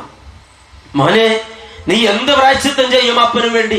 എന്ത് ചെയ്താൽ അപ്പന്റെ മാനം മടക്കി കിട്ടും? ഞാൻ സ്കൂളിലേക്ക് പോകുകയാണപ്പാ. ഈ സകല ക്ലാസ്സിലും കയറി കുരുന്നു കുട്ടികളുടെ മുമ്പിൽ മുട്ടുകുത്തി നിന്ന് എനിക്കൊരു തെറ്റുപറ്റി എന്ന് എന്റെ അപ്പൻ നിരപരാധിയാണെന്ന് ഞാൻ ഈ കുഞ്ഞുങ്ങളോട് പരസ്യമായിട്ട് മാപ്പ് പറയാമപ്പാ. ഉടനെ ഈ അപ്പൻ ചോദിച്ചു, മോനെ, നീ ഒരു 24 വയസ്സുള്ള ആൺകുട്ടിയാ, നീ സമൂഹത്തിൽ സ്റ്റാറ്റസ് ഉള്ളൊരു മാന്യനാ, നല്ല സ്റ്റാറ്റസ് ഉള്ളൊരു ഉദ്യോഗസ്ഥനാ. ഈ കുരുന്ന് പിള്ളേരുടെ മുമ്പിൽ മുട്ടുകുത്തി നിൽക്കാൻ നിനക്ക് മാനക്കേടില്ലേ? ആ മകൻ പറഞ്ഞ മറുപടി, എന്റെ അപ്പന്റെ മാനത്തോളം വലുതല്ല എന്റെ മാനം. എന്റെ അപ്പന്റെ മാനം നഷ്ടപ്പെടുത്തിയിട്ട് എനിക്കെന്തിനാ മാനം? എന്റെ അപ്പന് മാനം മടക്കി കിട്ടാൻ വേണ്ടി എന്റെ മാനം ഞാൻ നഷ്ടപ്പെടുത്തിയ അത് ഞാൻ വലിയ സമ്പത്തായിട്ടുണ്ട് അപ്പ. മോനെ വേണ്ട. പക്ഷെ അപ്പന് പിടികിട്ടും മുമ്പ് മോന മുറി വിട്ട് പുറത്തുപോയി. അപ്പൻ അവിടെ വീങ്ങിക്കരഞ്ഞുകൊണ്ടിരുന്നു. ആർക്ക് തിരുത്താനാകും എനിക്ക് വന്ന മാനക്കേട്? ദൈവമക്കളെ, 2 മണിക്കൂർ കഴിഞ്ഞപ്പോ മകൻ മടങ്ങി വന്നു. കാൽപെരുമാറ്റം കേട്ട് അപ്പൻ നോക്കി. എന്തേ മോനെയും ചോദിച്ചു. അപ്പൻ എന്നോട് ക്ഷമിക്കണം. അപ്പൻ ഉദ്ദേശിച്ചതുപോലെ അപ്പന്റെ മാനം നഷ്ടപ്പെട്ടിട്ടില്ല. ഞാനത് തിരികെ പിടിച്ചു. മോനെ നീ എങ്ങനെ പിടിച്ചു? അപ്പൻ ആ മുറ്റത്തേക്കൊന്ന് നോക്ക്. അപ്പനെ കാണാൻ ചിലർ വന്നിട്ടുണ്ട്. ആരാ മോനെ? എനിക്ക് ആരെയും കാണണ്ട. ഇനി എന്റെ ജീവിതത്തിൽ ഇരുട്ട് മാത്രമേ ഉള്ളൂ. ഞാൻ ഈ ഇരുട്ടിലിരുന്ന് മരിച്ചു കൊള്ളാം. നോ, അപ്പൻ പുറത്തേക്കൊന്ന് നോക്ക്. പാളി നോക്കിയ അധ്യാപകൻ ഞെട്ടിപ്പോയി. പള്ളിക്കൂടത്തിലെ 3000 കുട്ടികളും മുറ്റത്ത് നിൽക്കുകയാണ്. ഒരു കുട്ടി പോലും ഒന്നും മിണ്ടുന്നില്ല. സകല കണ്ണുകളും നിറഞ്ഞൊഴുകുകയാണ്.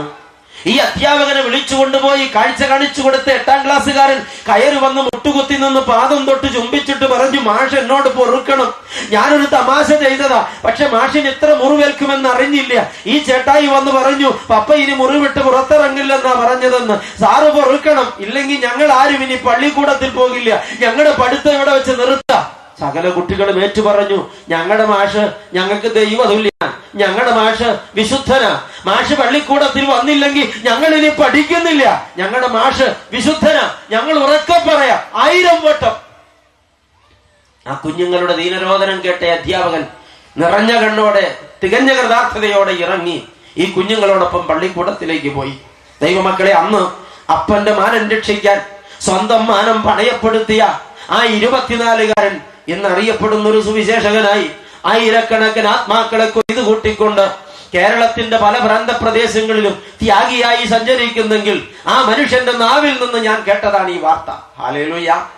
ആ മനുഷ്യൻ തന്റെ അപ്പന്റെ മാനം സംരക്ഷിക്കാൻ സ്വന്തം മാനം പണയപ്പെടുത്തിയവനാ.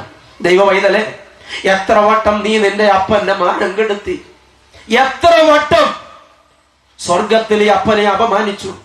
മദ്യപിച്ചും ലക്കുകെട്ടും പുകവലിച്ചും പൊടി വലിച്ചും വായിൽ തോന്നിയ വഷളത്വം പുലമ്പിയും ഈ ദൈവത്തിന്റെ സ്നേഹത്തെ വെല്ലുവിളിച്ചും ദൈവം എവിടെ എന്ന് ചോദിച്ചും നീ പുലമ്പിയില്ലേ? എന്നാൽ ഈ ദൈവത്തിന്റെ വേദന, ഈ ദൈവത്തിന്റെ അപമാനം പരിഹരിക്കാൻ ഒരിക്കലെങ്കിലും നീ പ്രായശ്ചിത്തം ചെയ്തോ? നീ നിന്റെ മാനം ഇപ്പോഴും വലുതെന്നെണ്ണി ദൈവത്തെ മാനം കെടുത്തി നടക്കുന്ന ഒരാളാണെങ്കിൽ ആണും പെണ്ണും ഒരുപോലെ ചിന്തിക്കട്ടെ. നിന്റെ ദൈവത്തിന്റെ മാനം വലുതാക്കാൻ നീ നിന്റെ മാനം വേണ്ടെന്ന് വെച്ച് ഒരു പ്രായശ്ചിത്തം ചെയ്യാൻ എന്നെങ്കിലും നിനക്ക് മനസ്സായോ? ഇനി ഒരിക്കൽ കൂടെ മനസ്സാകുമോ? ഇല്ലെങ്കിൽ ദൈവവൈതലേ, നമ്മൾ ദൈവത്തിന്റെ മക്കളാണെന്ന് അഭിമാനിച്ചിട്ട് എന്താണ് ഒരർത്ഥം? അത് പ്രയോജനകരമല്ല. ദൈവത്തിന്റെ മക്കളുടെ സ്വഭാവം സൂക്ഷിക്കണം. അപ്പന്റെ സ്റ്റാറ്റസ് മക്കളുടെ കയ്യിലാണ്. ഹല്ലേലൂയ. അപ്പന്റെ സ്റ്റാറ്റസ് മക്കളുടെ കയ്യിലാണ്. അപ്പനെ മാനം കെടുത്തരുത് മക്കളെ. ക്രിസ്ത്യാനിക്ക് ഉചിതമായ വണ്ണം ജീവിക്കണം. പക്ഷേ ഭാരമുണ്ട്. അച്ഛൻ ഇങ്ങനെ ഓർക്കാറുണ്ട്, കേരളത്തിൽ മാമോദീസ വെള്ളം വീണ നസറാണി എന്ന പേരുള്ളവൻ മാത്രം മദ്യപാനം ഉപേക്ഷിച്ചാൽ കേരളത്തിലെ മദ്യ വ്യവസായം നിന്നുപോകും. ഉറപ്പാ. അച്ഛന് ഇത് 1000 വട്ടം ഉറക്കെ പറയാം. ക്രിസ്ത്യാനി എന്ന് പേരുപെട്ടവൻ മാത്രം മദ്യപാനം ഉപേക്ഷിച്ചാൽ കേരളത്തിലെ മദ്യ വ്യവസായം നിന്നുപോകും. പക്ഷെ ക്രിസ്ത്യാനി തയ്യാറല്ലല്ലോ. അവൻ അപ്പനെ അപമാനിക്കുകയാണ്. ക്രിസ്ത്യാനി, നീ മദ്യപിക്കുമ്പോൾ നാണം കെടുന്നത് നിന്റെ ദൈവമാ. നീ വ്യഭിചരിക്കുമ്പോൾ നാണം കെടുന്നത് നിന്റെ ദൈവമാ. സമൂഹത്തിൽ മത്സരമായി, പ്രതിസന്ധിയായി, കുടുംബകലഹമായി, ഡൈവേഴ്സ് നോട്ടീസായി, സമൂഹം അറിയും വണ്ണം കലഹമുണ്ടാക്കി, തമ്മിൽ തല്ലി, ലഹള കൂട്ടി പ്രശ്നങ്ങൾ ഉണ്ടാക്കുമ്പോ നാണം കെടുന്നത് നിന്റെ അപ്പനാ. സ്വർഗത്തിലെ അപ്പനെ അപമാനിക്കുന്ന ക്രിസ്ത്യാനി, ഇന്ന് നീ അറിയണം നീ ആരാണെന്ന്. ദൈവ പൈതലെന്ന് നിനക്ക് പേരുണ്ടല്ലോ. അച്ഛൻ പ്രസംഗിക്കുമ്പോഴെല്ലാം ഈ ജനത്തെ സംബോധന ചെയ്യുന്ന വാക്ക് ദൈവ പൈതല് എന്നാണ്. പല നാളിൽ ചിലരൊക്കെ വിളിച്ചു പറഞ്ഞു, ഈ വാക്ക് പരിചയമില്ലാത്ത അക്രൈസ്തവരും കത്തോലിക്ക സമുദായത്തിൽപ്പെട്ടവരും ഫോണിൽ വിളിച്ചു പറഞ്ഞു, അച്ഛന്റെ ആ പൈതലേ എന്ന് വിളി കേൾക്കുമ്പോ എന്തെന്നില്ലാത്ത ഒരു അനുഭൂതി തോന്നുകയാണ്. നീ ദൈവ പൈതലാണ്. മാമോദീസായാൽ നീ അത് പ്രാപിച്ചതാണ്. നീ വീണ്ടും ജനനം അനുഭവിച്ചതാണ്. വീണ്ടും ജനനം മുതൽ നീ മനുഷ്യ സന്തതിയല്ല, ദൈവത്തിന്റെ മകളാണ്, മകനാണ്. നിന്റെ അഡ്രസ് മാറ്റപ്പെട്ടതാ. നിന്റെ പേര് ജീവപുസ്തകത്തിൽ എഴുതപ്പെട്ടതാ. നീ സ്വർഗത്തിലെ പ്രജയാ. അതിന്റെ മാനം നിന്റെ ജീവിതത്തിലുണ്ടോ? അതിനുള്ള ക്വാളിറ്റീസ് നിന്റെ ജീവിതത്തിൽ പ്രകടമാകുന്നുണ്ടോ? ഇല്ലെങ്കിൽ കുഞ്ഞ്, ഈ ക്രൈസ്തവ ജീവിതം അത് ദൈവത്തിന് വേദനയായി മാറുകയാണ്. സത്യം, ദൈവം വിലാപം കഴിക്കുകയാണ്. വേദപുസ്തകത്തിൽ നിറഞ്ഞു കിടക്കുന്ന ഒരു വിഷയമാണ് കർത്താവിന്റെ കണ്ണുനീർ. ലോകത്ത് ഒരുപാട് ജീവജാലങ്ങളെ ദൈവം ഉണ്ടാക്കിയില്ലേ? സൗരയൂഥങ്ങളെ, പക്ഷിമൃഗാദികളെ, വൃക്ഷലതാദികളെ ഒക്കെ ഒരുപാട് മൃഗജാലങ്ങളെ ഉണ്ടാക്കി. താൻ ഉണ്ടാക്കിയ ഏതെങ്കിലും ഒരു ജീവിയെ കുറിച്ച് സ്വർഗത്തിലെ ദൈവം അനുതപിച്ചെങ്കിൽ അത് ഈ മനുഷ്യനെ കുറിച്ച് മാത്രമാണ്. താൻ ഉണ്ടാക്കിയ ഏതെങ്കിലും ഒരു ജീവിയെ കുറിച്ച് സ്വർഗത്തിലെ ദൈവം കരഞ്ഞെങ്കിൽ അത് ഈ മനുഷ്യനെ കുറിച്ച് മാത്രമാണ്. മനുഷ്യരിൽ ഒരുത്തൻ പോലും തന്റെ സങ്കടം കേൾക്കാനില്ല എന്ന് ബോധ്യപ്പെട്ട നാളിൽ ദൈവം ആകാശത്തെയും ഭൂമിയെയും വിളിച്ച് വാവിട്ട് നിലവിളിച്ച ഒരു രംഗം യെശയ്യാവ് എഴുതിയത് നിങ്ങൾ വായിച്ചിട്ടില്ലേ? ആകാശമേ കേൾക്കാ, ഭൂമിയെ ചെവിതരിക, ഞാൻ മക്കളെ പോറ്റി വളർത്തി, അവർ എന്നോട് മത്സരിക്കുന്നു. ഞാൻ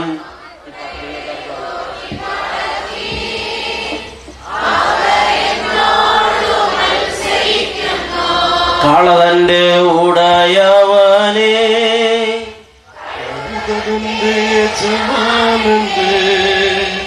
പുൽത്തൊട്ടി അറിയുന്നല്ലോ, എൻ ജനമറിയുന്നില്ല. ആമേൻ. കാളതന്റെ ഉടയവനെ, കഴുതന്റെ യജമാനന്റെ പുൽത്തൊട്ടി അറിയുന്നല്ലോ, എൻ ജനമറിയുന്നില്ല. ആകാശമേ നീ കേൾക്ക്, ഭൂമിയെ എന്റെ വാക്കുകൾക്ക് ചെവിതാ. ഞാൻ മക്കളെ പോറ്റി വളർത്തി, മക്കളെ അവരെന്നോട് മത്സരിക്കയാ. കർത്താവ് ഇന്ന് രാത്രി പറയുന്നത് ഇത് തന്നെയാ. അവർ എന്നോട് മത്സരിക്കയാ. കാള തന്റെ ഉടയവനെ അറിയും.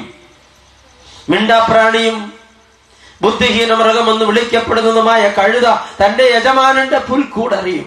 ബുദ്ധിയും ജ്ഞാനവും വിവേകവും മജ്ജയും മാംസവും രക്തവും ജീവനുമുള്ള എന്റെ ജനമോ എന്നെ അറിയുന്നില്ല. ദൈവത്തിന്റെ വിലാപം. ആ കണ്ണുനീർ ആര് തുടയ്ക്കും? ദൈവ പൈതലേ, കർത്താവ് ഇന്ന് രാത്രി കരയുന്നത് നിന്നെ നോക്കിയിട്ടാണെങ്കിൽ, നിന്റെ പാപജീവിതം കണ്ടിട്ടാണെങ്കിൽ ആ കണ്ണുനീർ തുടയ്ക്കാൻ ഞാൻ വിചാരിച്ചാൽ പറ്റില്ല. നീ തന്നെ കൈ നീട്ടണം. കർത്താവേ, നീ ഇനി എന്നെ നോക്കി കരയണ്ട, ഞാനിതാ നിന്റെ പക്ഷത്തേക്ക് മാറി നിൽക്കാം. ആർക്കിത് പറയാൻ മനസ്സാകും? എന്തിന് ഈ കൺവെൻഷൻ ഇങ്ങനെ നടത്തുന്നത്? എല്ലാ വർഷവും 4 ദിവസം ആഘോഷമായി പാറയിൽ ചേർന്ന് വന്നാൽ പുണ്യം കിട്ടുമെന്ന് നനച്ചിട്ടാ? അല്ല. ഈ പ്രഘോഷിക്കപ്പെടുന്ന വചനം നിന്റെ ഹൃദയത്തെ കീറി മുറിച്ചിട്ട് നീ മാനസാന്തരപ്പെടണം. നിന്റെ ജീവിതത്തിൽ ഒരു പരിവർത്തനം ഉണ്ടാകണം. ഈ പ്രസംഗ ശുശ്രൂഷ തീരും മുമ്പ് ഒരാളെങ്കിലും പാപജീവിതത്തോട് വിട പറഞ്ഞ് അപ്പ ആയുസ്സുള്ള കാലം ഇനി ഞാൻ നിന്നെ അപമാനിക്കയില്ല എന്ന് പറയുമെങ്കിൽ ഈ വരവിന് അർത്ഥമുണ്ടായി മക്കളെ. ഇല്ലെങ്കിൽ അച്ഛന്റെ ആക്രോശം ജലരേഖയായി പോകുമല്ലോ. ഇത് അച്ഛന്റെ വികാരങ്ങളല്ല പ്രകടമാകുന്നത്. അത്ഭുതങ്ങളുടെ ദൈവമാണ് ഇപ്പോൾ വിലാപം കഴിക്കുന്നത്. മക്കളെ ചൊല്ലിയുള്ള വിലാപം. നീ ആരാണെന്ന് നീ അറിയണം. ജീവനുള്ള ദൈവത്തിന്റെ ആലയം മാത്രമല്ല, സ്വർഗീയ പിതാവിന്റെ മകനാണ്, മകളാണ്. അപ്പന്റെ സ്റ്റാറ്റസ് മക്കളുടെ കയ്യിലാണ്. അപ്പന് മാനം കെടുത്തരുത്. വീണ്ടും നീ ആരാണ്? ആ ചോദ്യത്തിന്റെ ഉത്തരം ഒരിക്കൽ കൂടെ തേടാം. 1, ഞാൻ ജീവനുള്ള ദൈവത്തിന്റെ ജീവനുള്ള ആലയമാണ്. 2, ഞാൻ സ്വർഗീയ പിതാവിന്റെ മകനാണ്, മകളാണ്. 3, ഞാൻ സ്വർഗമണവാളന്റെ മണവാട്ടിയാണ്. ഹല്ലേലൂയ. സ്വർഗമണവാളന്റെ മണവാട്ടിയാണ്.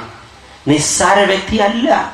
സ്വർഗീയ രാജാവ് വിവാഹ നിശ്ചയം ചെയ്ത് വീടൊരുക്കാൻ പോയിരിക്കുന്ന മണവാട്ടി, പതിവ്രതയായിരിക്കേണ്ടവൾ, മണവാളിന് വേണ്ടി തന്നെ ഒരുക്കി കാത്തിരിക്കേണ്ടവൾ. വിവാഹ നിശ്ചയം കഴിഞ്ഞാൽ മണവാളന്റെ മനസ്സിൽ ഒറ്റയൊരു കഥാപാത്രമേ പിന്നെ ഉള്ളൂ. അത് മണവാട്ടിയാണ്. എന്റെ മണവാട്ടി. മണവാട്ടിയെക്കുറിച്ച് മാത്രം മനസ്സിൽ ധ്യാനിച്ചുകൊണ്ട് മണവാളൻ മണവറയൊരുക്കുകയാണ്.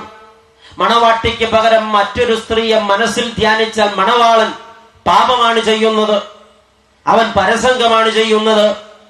മണവാട്ടിയുടെ മനസ്സിൽ ഒരാളെ കാണാവൂ. വിവാഹ നിശ്ചയം കഴിഞ്ഞാൽ പിന്നെ ഒരു പുരുഷനെ മണവാട്ടിയുടെ മനസ്സിൽ കാണാവൂ, അത് മണവാളനാണ്. മശിഹ മണവാളന്റെ മനസ്സിൽ ഒരു മണവാട്ടി മാത്രമേ ഉള്ളൂ, അത് സഭയാണ്, ഞാനാണ്, നീയാണ്. മണവാട്ടിയെ, നിന്റെ മനസ്സിൽ ആരൊക്കെയുണ്ട്? നീ ഇന്ന് ധ്യാനിക്കുന്നതും നനയ്ക്കുന്നതും കാത്തിരിക്കുന്നതും കാക്ഷിക്കുന്നതും അവസരങ്ങൾ ഒരുക്കുന്നതും പ്രത്യാശിക്കുന്നതും പണം മുടക്കുന്നതും ഒരുങ്ങുന്നതും ഈ സ്വർഗമണവാളനെ പ്രാപിക്കാനോ ലോകത്തിന്റെ ഇമ്പങ്ങളെ പ്രാപിക്കാനോ? ഈ ലോകത്തിന്റെ ഇമ്പങ്ങളെ നീ താലോലിക്കുന്നിടത്തോളം ദൈവ പൈതലെ, നിനക്ക് പാതിവൃത്യഭംഗം സംഭവിച്ചു. നീ കളങ്കപ്പെട്ടു. നീ സ്വർഗമണവാളിന് പകരം മറ്റു ചിലരെ വരിച്ചുപോയി.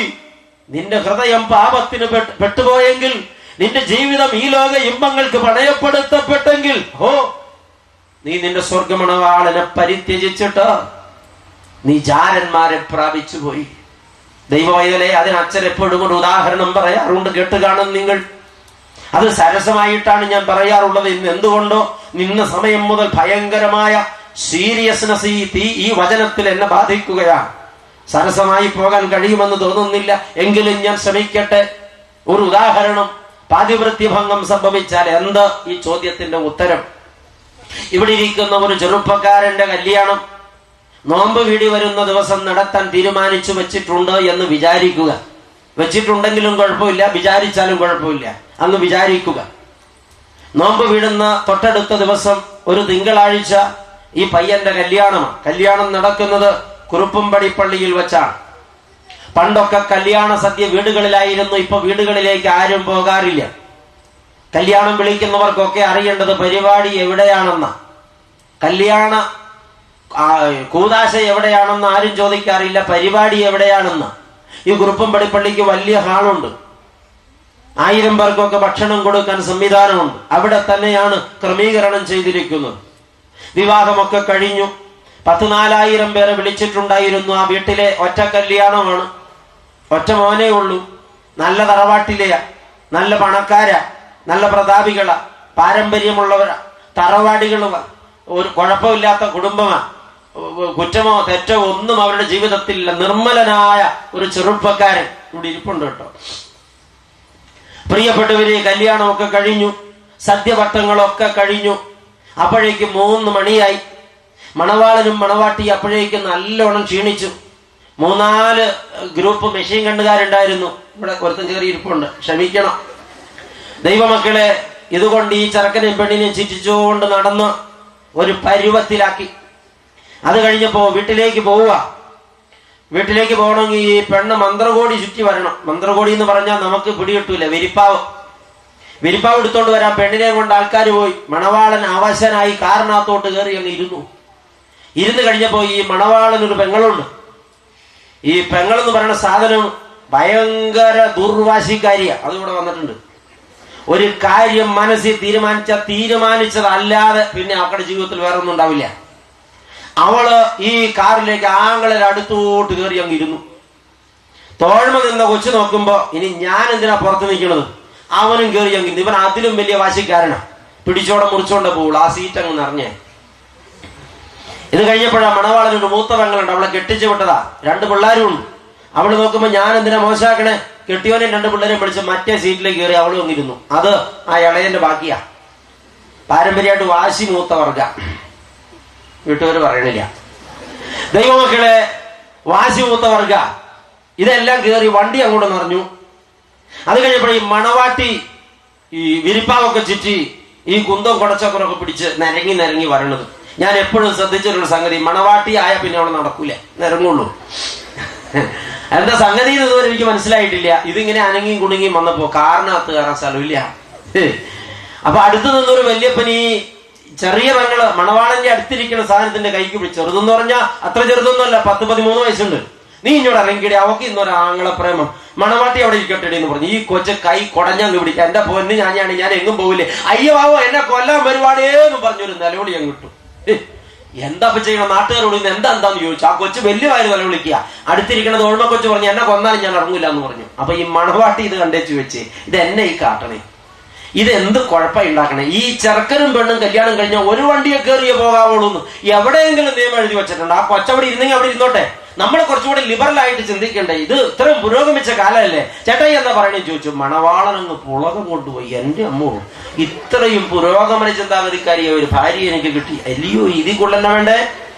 ഇത്രയും ലിബറൽ ആയിട്ടൊരു പെൺകുട്ടി. നീ പറഞ്ഞതാടി ശരി എന്ന് പറഞ്ഞു.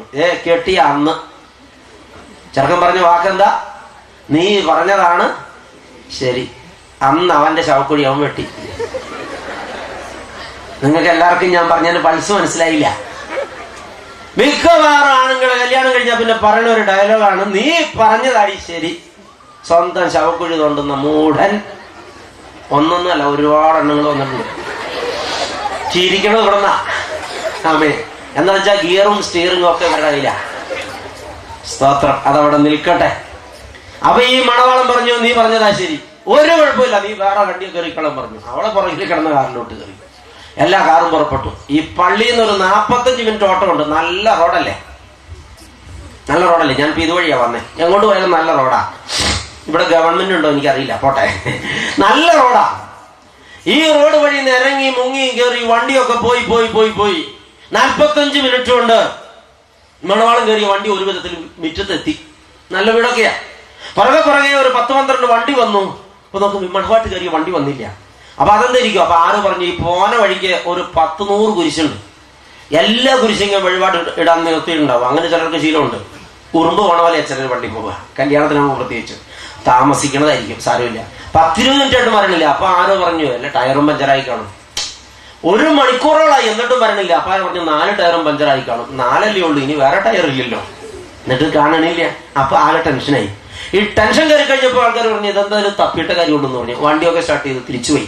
ഈ പള്ളി വരെ അവർ വന്നു. വന്ന വഴി എല്ലാം പോയി നോക്കി. ഇപ്പൊ കുന്തം പോയ കുടത്തിലും തപ്പണം എന്ന് നമ്മുടെ നാട്ടിൽ ചൊല്ലുന്നത്. കുളത്തിൽ വരെ തപ്പി. ഒരിടത്തും ഈ സാധനമില്ല, വണ്ടിയില്ല, പെണ്ണുമില്ല. സാധനം പോയി. എന്താ ചെയ്യണേ? ആകെ ടെൻഷനായി. ചെറുക്കനാകെ ടെൻഷൻ, ചെറുക്കന്റെ അപ്പന് ടെൻഷൻ, അമ്മയ്ക്ക് ടെൻഷൻ, പെണ്ണിന്റെ അപ്പനും അമ്മയും കിടന്നു വലിയ വാരി നിലവിളി. ആങ്ങളമാര് തേരാപ്പാര തെക്ക് മടക്ക് ഓടണം. അയ്യോ, ഇത് എവിടെയാ പോയത്? അവസാനം അത് പറഞ്ഞത് വിട്ടാ പറ്റില്ല, പോലീസ് പറയണം. കുറുപ്പംപടി പോലീസിൽ വിവരം കൊടുത്തു. ആ പോലീസ് ഉടനെ തന്നെ എല്ലാ സ്ഥലത്തേക്കും വിവരം കൊടുത്തു. കേരള പോലീസ് തൽക്ഷണം അവരുടെ വജ്രായുധം എടുത്ത് പ്രയോഗിച്ചു. ക്ഷമിക്കണം, പോലീസുകാർ വന്നിട്ടുണ്ട്. കേരള പോലീസിന്റെ ഏറ്റവും ശക്തിയുള്ള ആയുധം എന്നറിയോ? വല. പോലീസ് വല വിരിച്ചു എന്ന് നിങ്ങൾ പത്രത്തിൽ വായിച്ചിട്ടില്ലേ? ഇന്ന് വരെ ഒരു പൊടിമീൻ പോലും അതിനകത്ത് കയറിയിട്ടില്ല. അങ്ങനെ ഒരു ഭാഗ്യമുണ്ട്. ആമേൻ. ദൈവമക്കളെ, പോലീസ് വലവരിച്ചു. ഭയങ്കരമായിട്ട് അന്വേഷണം നടക്കുക. മണവാളന്റെ ഗ്രൂപ്പ്, അവരുടെ ഇന്റലിജൻസ് ബ്യൂറോ, അങ്ങനെ മണവാട്ടിയുടെ വീട്ടിൽ നിന്ന് വേറൊരു ബ്യൂറോ, അങ്ങനെ എത്തിപ്പിടിച്ച് അന്വേഷണ. സന്ധ്യയായി, ഇരുട്ടായി. മണവാളനാണെങ്കിൽ ഒരിടത്ത് ഇരിപ്പ, അവശനായി. നീ പറഞ്ഞതാടി ശരി. ഇതനുഭവിക്കുള്ളൂ. അവൻ ഒരു സ്ഥലത്ത് സമാധിയായിട്ട് ഇരിപ്പായി. അമ്മ കരഞ്ഞുകൊണ്ട് കിടക്കണു, അപ്പം വേറൊരു സ്ഥലത്ത് കിടക്കണു. ആകെ ടെൻഷൻ, മൊത്തം പ്രശ്നം. 8 മണിയായി, 9 മണിയായി, എല്ലാ മൊബൈൽ ഫോൺ അങ്ങോട്ടും ഇങ്ങോട്ടും വിളിയാ. വല്ല വിവരവും ഒരു വിവരവും ഇല്ല. സോറി എന്ന് മാത്രം ആൻസർ. അവസാനം രാത്രി 11:45 മണിയായപ്പോ പോലീസിന്റെ വലയിൽ തന്നെ ഈ സാധനം കുടുങ്ങി. അത്ര മോശമൊന്നുമല്ല നമ്മുടെ പോലീസിന്റെ വലയിൽ തന്നെ അത് കുടുങ്ങി. ദൈവമക്കളെ, എറണാകുളം പട്ടണത്തിലെ ഒരു 5 നക്ഷത്ര ഹോട്ടലിലെ ഒരു പ്രത്യേക മുറിയിൽ അവളെ കണ്ടു. കൂടെ ഒരു ചെറുപ്പക്കാരനും ഉണ്ടായിരുന്നു, പഴയ കാമുകൻ. എന്തായാലും ഇത് ആദ്യ രാത്രി അല്ല എന്നുള്ളത് ഉറപ്പ്. തിരിഞ്ഞില്ല അല്ലേ? ഞാൻ വിട്ടു. പോലീസ് തൊണ്ടി സഹിതം പിടിച്ചു. 2 എണ്ണത്തെയും കൊണ്ടുവന്ന് കുറുപ്പംപടി പോലീസ് സ്റ്റേഷനിൽ നിർത്തി. മണവാളനെയും മണവാളന്റെ ആൾക്കാരെയും മണവാട്ടിയുടെ ആൾക്കാരെയും ഒക്കെ വിളിച്ചു. പരാതിയുള്ളവരൊക്കെ വരട്ടെ. നിങ്ങൾ ചോദിച്ച സാധനം കൂടുതൽ ചെറുക്കനെ കിട്ടിയെന്ന് പറഞ്ഞു. ഇതിങ്ങനെ നിൽക്കുക. ഇനി ചോദിക്കുന്ന ചോദ്യം നിങ്ങൾ കുറിക്ക് എഴുതി വെച്ചോണം. ഇവിടെ ഇരിക്കുന്ന ഏതെങ്കിലും ഒരു അപ്പന്റെ മോനാണ് ഈ പെണ്ണ് കെട്ടിയ ചെറുക്കനെങ്കിൽ, അപ്പ നീ പറയുവോ? മോനെ നോക്കടാ, ഇന്ന് സഭാമധ്യേ സമൂഹമധ്യേ മുഴുവൻ നാട്ടുകാരും കണ്ടു നിൽക്കേ, എന്റെ മോൻ കഴുത്തിൽ മിന്നുകെട്ടിയ നിന്റെ മണവാട്ടിയാണ് എന്റെ മരുമോള്. ഒരു തെറ്റൊക്കെ ആർക്കും പറ്റൂടാ, ഇഞ്ഞോട് കൂട്ടിക്കോ. ഇത് പറയണ ഏതെങ്കിലും ഒരു അപ്പം വന്നിട്ടുണ്ടെങ്കിൽ കൈ നോക്കട്ടെ. വന്നിട്ടില്ല. അപ്പനെ വിട്ടു. അമ്മ, മോനെ, ഞാൻ ഈ പെണ്ണിനെ എന്റെ മരുമോളായിട്ട് മനസ്സിൽ കുറിച്ചു പോയി. കാണാൻ നല്ല അഴകല്ലേ, സാരമില്ലടാ, നീ ഇന്ന് കെട്ടിയതല്ലേ, ഒരു തെറ്റൊക്കെ ആർക്കും പറ്റും, ഇത്രയല്ലേ സമയമായുള്ളൂ, ഒന്നും സംഭവിച്ചൊന്നും ഉണ്ടാവില്ല, നീ ഒരു കൂട്ടി. അമ്മ ഇത് പറയണ ഒരമ്മ ഇവിടെ വന്നിട്ടുണ്ടാവുമോ? ഒരു വിരൽ നോക്കിയാൽ മതി, കൈ മൊത്തം പൊക്കണ്ട. ഇല്ല. ഒരു മണവാളൻ ഇപ്പൊ കെട്ടിയ ചെറുക്കനൂടെ ഉണ്ടെന്നല്ലേ ഞാൻ പറഞ്ഞേ. ഈ ചെറുക്കൻ പറയുമോ, എടി പെണ്ണെ, സഭാമധ്യേ സമൂഹമധ്യേ കൂദാശയിലൂടെ ഞാൻ നിന്റെ കഴുത്തിൽ മിന്നു കെട്ടിയതാ, നിസ്സാര പരിപാടിയൊന്നുമല്ല, ഒരു തെറ്റൊക്കെ പറ്റും, ഞാൻ പുറത്തു, അത് വിട്, നീ ഇഞ്ഞ് പോരെന്ന് പറയുന്ന ഒരു മണവാളനോട് ഉണ്ടാവുമോ? ഉണ്ടാവുമോ? ഉണ്ടെങ്കിൽ, ഇങ്ങനെ ഒരു അപ്പനുണ്ടെങ്കിൽ, ഇങ്ങനെ ഒരു അമ്മയുണ്ടെങ്കിൽ, ഇങ്ങനെ ഒരു മണവാളനുണ്ടെങ്കിൽ കലങ്കപ്പെട്ട മണവാട്ടിയെ മസിഹ കൊണ്ടുപോകും. മനസ്സിലായോ? അങ്ങനെ ഉണ്ടെങ്കിൽ മാത്രം നിന്റെ മരുമകൾ തെറ്റ് ചെയ്താൽ നീ സ്വീകരിക്കില്ലെങ്കിൽ, നിന്റെ ഭാര്യ തെറ്റ് ചെയ്താൽ നീ സ്വീകരിക്കില്ലെങ്കിൽ, സ്വർഗമണവാളൻ മസിഹ വിവാഹ നിശ്ചയം ചെയ്ത മണവാട്ടിയെ തങ്കപ്പെട്ടവളായിരിക്കേണ്ട നീ കളങ്കപ്പെട്ടു പോയാൽ, നീ പാപത്തിന് നിന്നെ അടിമ വെച്ചാൽ, അന്യാരാധനയ്ക്ക് പോയിപ്പോയാൽ, ഈ ദൈവത്തെ മറന്ന് ലോകത്തിന്റെ ഇമ്പങ്ങളിൽ അശുദ്ധിക്ക് നീ നിന്നെ പണയപ്പെടുത്തിയാൽ, നിന്നെ ഈ പരിശുദ്ധ മണവാളൻ കൂടെ കൊണ്ടുപോകുമെന്ന് നീ നിലച്ചു പോയെങ്കിൽ നിനക്ക് തെറ്റി. കൊണ്ടുപോകില്ല മക്കളെ, അത് വ്യാമോഹം മാത്രമായിരിക്കും. കളങ്കപ്പെട്ടവളെ കയ്യേൽക്കാൻ ഈ ലോകത്തൊരു അപ്പനോ അമ്മയോ മണവാളനോ തയ്യാറല്ലെങ്കിൽ സ്വർഗമൊട്ടും തയ്യാറാകില്ല. വിശുദ്ധി മാത്രമാണ് സ്വർഗമണവാളൻ തേടുന്ന മാനദണ്ഡം. നീ ഒരുങ്ങിയിരിക്കുക, സൂക്ഷ്മതയോടെ ഒരുങ്ങിയിരിക്കുക. ദൈവത്തിന്റെ പരിശുദ്ധാത്മാവ് ഹൃദയങ്ങളെ കീറി നിന്നോട് പറയുന്ന വാക്ക്, നീ ഒരുങ്ങിയിരിക്കുക. സാത്താൻ നിന്നിൽ ആരോപിക്കാൻ ഒരു കളങ്കവും കാണരുത്. ഇവൾ എന്റേതാ, ഇവൻ എന്റേതാ എന്ന് പറയാൻ നീ വിട്ടുകൊടുക്കരുത്. പിശാചിനിടം കൊടുക്കരുത്. പാതിവ്രത്യഭംഗം വരരുത്. കളങ്കപ്പെടരുത്. നിന്നെ തന്നെ ഒരുക്കി മസിഹ മണവാളന്റെ പ്രത്യക്ഷതയ്ക്കായി കാത്തിരിപ്പീൻ. നീ ആരാണെന്ന് നീ അറിയണം. 3 ഉത്തരങ്ങൾ അച്ഛൻ പറഞ്ഞു. 1, നീ ജീവനുള്ള ദൈവത്തിന്റെ ആലയമാണ്. 2, നീ സ്വർഗീയ പിതാവിന്റെ മകനാണ്, മകളാണ്. 3, നീ സ്വർഗമണവാളന്റെ മണവാട്ടിയാണ്. യോഗ്യതപ്പെട്ട് നിന്നോണം. ഇതൊക്കെയാണ് ഞാനെങ്കിൽ അതിനുള്ള യോഗ്യത എന്നിൽ ഉണ്ടാകണം, ഉണ്ടായേ പറ്റൂ. ഇല്ലെങ്കിൽ അത് ദൈവനിന്ദയാണ്. ഇപ്പോൾ ഞാൻ ആരാണെന്ന് മനസ്സിലായി. ഇനി എനിക്കുള്ള വാഗ്ദത്തം എന്താണെന്നും കൂടെ ഞാൻ പരിശോധിക്കട്ടെ. 2 വാഗ്ദത്തങ്ങൾ ഇവിടെ പറഞ്ഞു. ദൈവമക്കളെ, വീണ്ടും അപ്പോസ്തലൻ സംസാരിക്കുന്നു. ഞാൻ അവരിൽ വസിക്കുകയും അവരുടെ ഇടയിൽ നടക്കുകയും ചെയ്യും. ഞാൻ അവർക്ക് ദൈവവും അവർ എനിക്ക് ജനവുമാകും.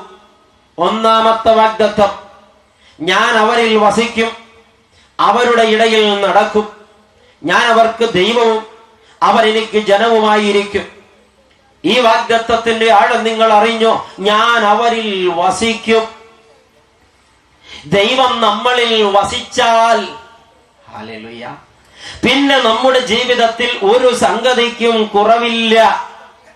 ദൈവം നമ്മളിൽ വസിച്ചാൽ അവൻ നമ്മളെ പുലർത്തും, അവൻ നമ്മളെ നടത്തും, അവൻ നമുക്ക് ബുദ്ധി ഉപദേശിക്കും, അവൻ നമ്മുടെ ബാധ്യതകൾ ഏറ്റെടുക്കും, അവൻ നമ്മെ സൗഖ്യമാക്കും, അവൻ നമ്മുടെ പ്രതിസന്ധികൾ തീർക്കും, അവൻ നമ്മെ കൈപിടിച്ച് നടത്തും, അവൻ നമ്മുടെ അനുഗ്രഹമായിരിക്കും.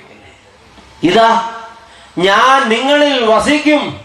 ദൈവം എന്റെ ഉള്ളിൽ വസിച്ചാൽ, ഹല്ലേലൂയ, ദൈവം എന്റെ ഉള്ളിലുള്ളിടത്തോളം എന്റെ പ്രശ്നങ്ങൾക്കെല്ലാം പരിഹാരമുണ്ട്. ആമേൻ. പിന്നെ എനിക്ക് ഭാരമില്ല, രോഗമില്ല, ഭീതിയില്ല, ഭയമില്ല, അസ്വസ്ഥതയില്ല, ആകുലതയില്ല, നെടുവീർപ്പിന് വകയില്ല. എന്റെ ദൈവം എന്റെ ഉള്ളിലുണ്ട്. അവൻ എന്റെ സകല പ്രശ്നങ്ങൾക്കും പരിഹാരകനാണ്. പിന്നെ അവൻ പറഞ്ഞു, ഞാൻ നിങ്ങളുടെ ഇടയിൽ നടക്കും. ആമേൻ. കർത്താവ് നമ്മുടെ ഇടയിൽ നടന്നാൽ 2 പുണ്യമുണ്ട്. 1, നാം വീഴാതെ താങ്ങും. ഒരപ്പൻ തന്റെ മകന്റെ കൈപിടിച്ച് നടത്തിക്കൊണ്ട് പോകുമ്പോ കുഞ്ഞിന്റെ കാല് കല്ലിൽ തട്ടി കുഞ്ഞ് വീഴാൻ വെച്ചു പോയാൽ വീഴു. അപ്പൻ തൂക്കിയെടുത്ത് ഇങ്ങ് നിർത്തും. ആമേൻ. പിള്ളേരെ കൈപിടിച്ച് നടന്ന അപ്പന്മാർക്കും കയ്യെ പിടിച്ചിടുന്ന പിള്ളേർക്കും ഇതറിയാം. ഇവിടെ ഇരിക്കണവർക്ക് അതറിയാൻ ബുദ്ധിമുട്ടാണ്. ആയ കാലത്ത് അപ്പം മക്കളെ തൊട്ടിട്ടുമില്ല, മക്കൾ അപ്പന്റെ കയ്യിൽ പിടി കൊടുത്തിട്ടുമില്ല. ഇപ്പൊ എല്ലാരും കൈപ്പീതിനും കണ്ണീരും കുടിച്ചുകൊണ്ടിരിക്കുക. ദൈവത്തിന് സ്തോത്രം. അപ്പൻ കൈപിടിച്ച് നടത്തുന്ന മകൻ തെന്നിപ്പോയാൽ അപ്പൻ തൂക്കിയെടുത്ത് ഇവിടെ നിർത്തും, വീഴാൻ വിടില്ല. സ്വർഗത്തിലെ ദൈവം കൂടെ നടന്നാൽ അവൻ നിന്നെ വീഴാതെ താങ്ങും. നിന്റെ കണ്ണിനെ കണ്ണുനീരിൽ നിന്നും കാലിനെ വീഴ്ചയിൽ നിന്നും നിന്റെ പ്രാണന് മരണത്തിൽ നിന്നും അവൻ വിടുവിക്കുമെന്നല്ലോ സങ്കീർത്തനക്കാരൻ പറഞ്ഞത് 116. പിന്നെ വായിച്ചാൽ മതി, ഇപ്പൊ വേണ്ട, സമയമില്ല.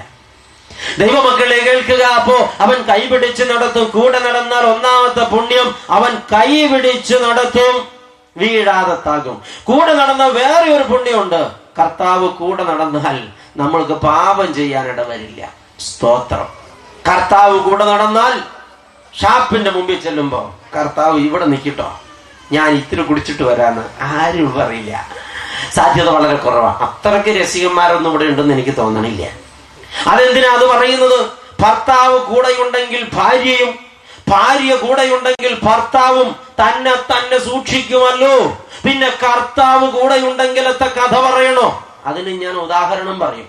ഈ ഉദാഹരണമാണ് മറക്കാതിരിക്കാനുള്ള കാരണം. ദുർനടപ്പുകാരിയായ ഒരു ഭാര്യയും ദുർനടപ്പുകാരനായ ഒരു ഭർത്താവും കൂടെ ഒരുമിച്ച് നടന്നു പോവുക. ഭാര്യയ്ക്ക് ദുർനടപ്പുണ്ടെന്ന് ഭർത്താവിന് അറിയില്ല, ഭർത്താവിന് ദുർനടപ്പുണ്ടെന്ന് ഭാര്യയ്ക്കും അറിയില്ല. ഈ ദുർനടപ്പ് എന്ന് പറഞ്ഞാൽ എന്നാന്ന് നിങ്ങൾക്ക് ഏകദേശം പിടിയുണ്ടാവും. രണ്ടുപേരും കൂടെ നടന്നു പോവുക റോഡെ. ഇങ്ങനെ പോകുമ്പോഴാണ് അത് സംഭവിച്ചത്. ഈ പെണ്ണിന്റെ ഇഷ്ടക്കാരൻ വരിക, അടുത്തെത്തുമ്പോ അവൻ ചിരിക്കും. അപ്പൊ ഇവള് ചിരിക്കാണ്ടിരുന്നാൽ അത് ബുദ്ധിമുട്ടാണ്. അപ്പൊ ചിരിച്ചു കഴിഞ്ഞാൽ കെട്ടിയും ചോദിക്കും, അത് ആരാടിയും ചോദിക്കും. അയ്യോ, പിന്നെ ആ സമാധാനം പറയണേ എങ്ങനെയാ? ചേട്ടായി വീട്ടിലില്ലാത്തപ്പോ ചേട്ടായി എന്ന് പറഞ്ഞാൽ പിന്നെ ഇടി അണി പിടിച്ചാൽ മതി. പറയാൻ പറ്റുമോ? ഈ പെണ്ണ് എന്ത് ചെയ്തെന്നറിയാമോ? നിലത്തേക്ക് നോക്കി നെല്ല് ചിക്കാൻ തുടങ്ങി. ടാറിട്ട റോട്ടിൽ നെല്ല് ചിക്കാന്നൊക്കെ പറഞ്ഞ ഇപ്പോഴത്തെ തലമുറയ്ക്ക് ഇനി ചിത്രം വരച്ച് ഡെമോൺസ്ട്രേറ്റ് ചെയ്യേണ്ടി വരും. നെല്ലുണ്ടോ, പുഴുങ്ങലുണ്ടോ, ചിക്കനുണ്ടോ, മേടിക്കുക, പുഴുങ്ങുക, തിന്നുക, അത്രേ ഉള്ളൂ. അതിൽ കൂടുതലൊന്നുമില്ല. അരിയേ. ദൈവമക്കളെ, ഈ സ്ത്രീ റോട്ടിൽ ഇങ്ങനെ നെല്ല് ചിക്കാൻ തുടങ്ങി. കെട്ടിയും ചോദിച്ചാൽ എന്നാടി? ഞാൻ നെല്ല് ചിക്കാൻ പഠിക്കാന്ന് പറഞ്ഞു. ഈ ടാറിട്ട റോട്ടിലെ നെല്ല് ചിക്കാൻ പഠിക്കണേ? അതെ, ഞാൻ ഈ നെല്ല് തിളപ്പിക്കാൻ വെച്ചിട്ടുണ്ട്, നാളെ നെല്ല് പുഴുങ്ങണത് ഞാൻ മറന്നു, ഇപ്പോഴല്ലേ ഓർത്ത് നെല്ല് ചിക്കാൻ മറന്നുപോയി. ഞാൻ ചിക്കി പഠിക്കാന്ന് പറഞ്ഞു. ഇവള് റോട്ടിൽ കൂടെ ചിക്കി, ഇവിടെ ചിക്കി കുറച്ചും കഴിയുമ്പോഴത്തേക്ക് ഈ സാധനം കടന്നുപോയി. രക്ഷപ്പെട്ടു കർത്താവേ. ഭർത്താവ് കൂടെ ഉള്ളപ്പോ ഭാര്യ സ്വയം സൂക്ഷിക്കും, കുഴപ്പമില്ല. കുറച്ചങ്ങോട്ട് പോയപ്പോ അതേ വരുന്നു ഈ ഭർത്താവിന്റെ ഇഷ്ടക്കാരി, കുഴഞ്ഞോ. ഇവള് വരുമ്പോ വെളുക്ക ചിരിക്കും. അതാണ് ഈ ആരുടെ മെത്തക്ക് കയറണ സൈസിലെ സാധനം. അപ്പൊ ഇതിന് ചിരിച്ചു കാണിക്കാണ്ടിരുന്ന ആകെ പ്രശ്നം. അപ്പൊ ഭാര്യ ചോദിക്കുക, അത് ആരാ മനുഷ്യ? പിന്നെ പ്രശ്നമായോ? പിന്നെ ഭൂലോക പ്രശ്നമായോ? ഭർത്താവ് ഉടനെ തെക്കോട്ട് തിരിഞ്ഞ് കായ്ക്കാത്ത പ്ലാവേല് ചക്ക എണ്ണിക്കൊണ്ട് ഇങ്ങനെ നടക്കുക, ആകാശത്തേക്ക് നോക്കി. ഭാര്യ ചോദിച്ചാൽ മനുഷ്യൻ മോളിലോട്ട് നോക്കി വെക്കണേ. അതെ, ഞാൻ ഈ പ്ലാവേല് എത്ര ചക്ക ഉണ്ടെന്ന് ഇങ്ങനെ നോക്കുവാനും. ആ പ്ലാവിൽ ചക്കയൊന്നും ഇല്ലത്. അത് ഇല്ലല്ലോ, അതല്ലേ ഞാൻ നോക്കിയേ. ഇപ്പോഴത്തേക്ക് സാധനം പോയി. അച്ഛൻ പറഞ്ഞ ഉപമ നിങ്ങൾക്ക് മനസ്സിലായോ? ഭാര്യ കൂടെയുള്ളപ്പോൾ ഭർത്താവും, ഭർത്താവ് കൂടെയുള്ളപ്പോൾ ഭാര്യയും തന്നെ തന്നെ സൂക്ഷിക്കുമെങ്കിൽ കർത്താവ് കൂടെയുള്ളപ്പോൾ പാപം ചെയ്യാൻ സാധ്യതകളില്ല. ഹല്ലേലൂയ.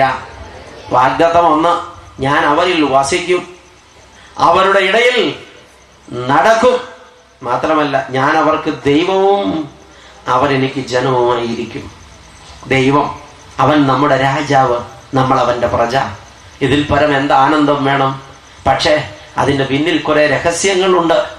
നാം ജീവനുള്ള ദൈവത്തിന്റെ ആലയങ്ങളാണെന്ന് ബോധ്യപ്പെട്ട് വിശുദ്ധിയിൽ നമ്മെ തന്നെ ഒരുക്കി നിർത്തിയാൽ വാഗ്ദത്തം പാലിക്കും. ഇല്ലെങ്കിൽ പോക്ക. ദൈവം നമ്മളിൽ വസിക്കണം, ദൈവം നമ്മുടെ ഇടയിൽ നടക്കണം, നാം നമ്മളെ തന്നെ ഒരുക്കണം. ഒന്നാമത്തെ വാഗ്ദത്തം അതാണെങ്കിൽ, രണ്ടാമത്തെ വാഗ്ദത്തം അതിന്റെ താഴെ, അവരുടെ നടുവിൽ നിന്ന് പുറപ്പെട്ട് വേർപെട്ടിരിപ്പി. അവിശ്വാസികളുടെ നടുവിൽ നിന്ന്, അശുദ്ധരുടെ നടുവിൽ നിന്ന്, പാപികളുടെ നടുവിൽ നിന്ന് പുറപ്പെട്ട് വേർപെട്ടിരിപ്പീൻ.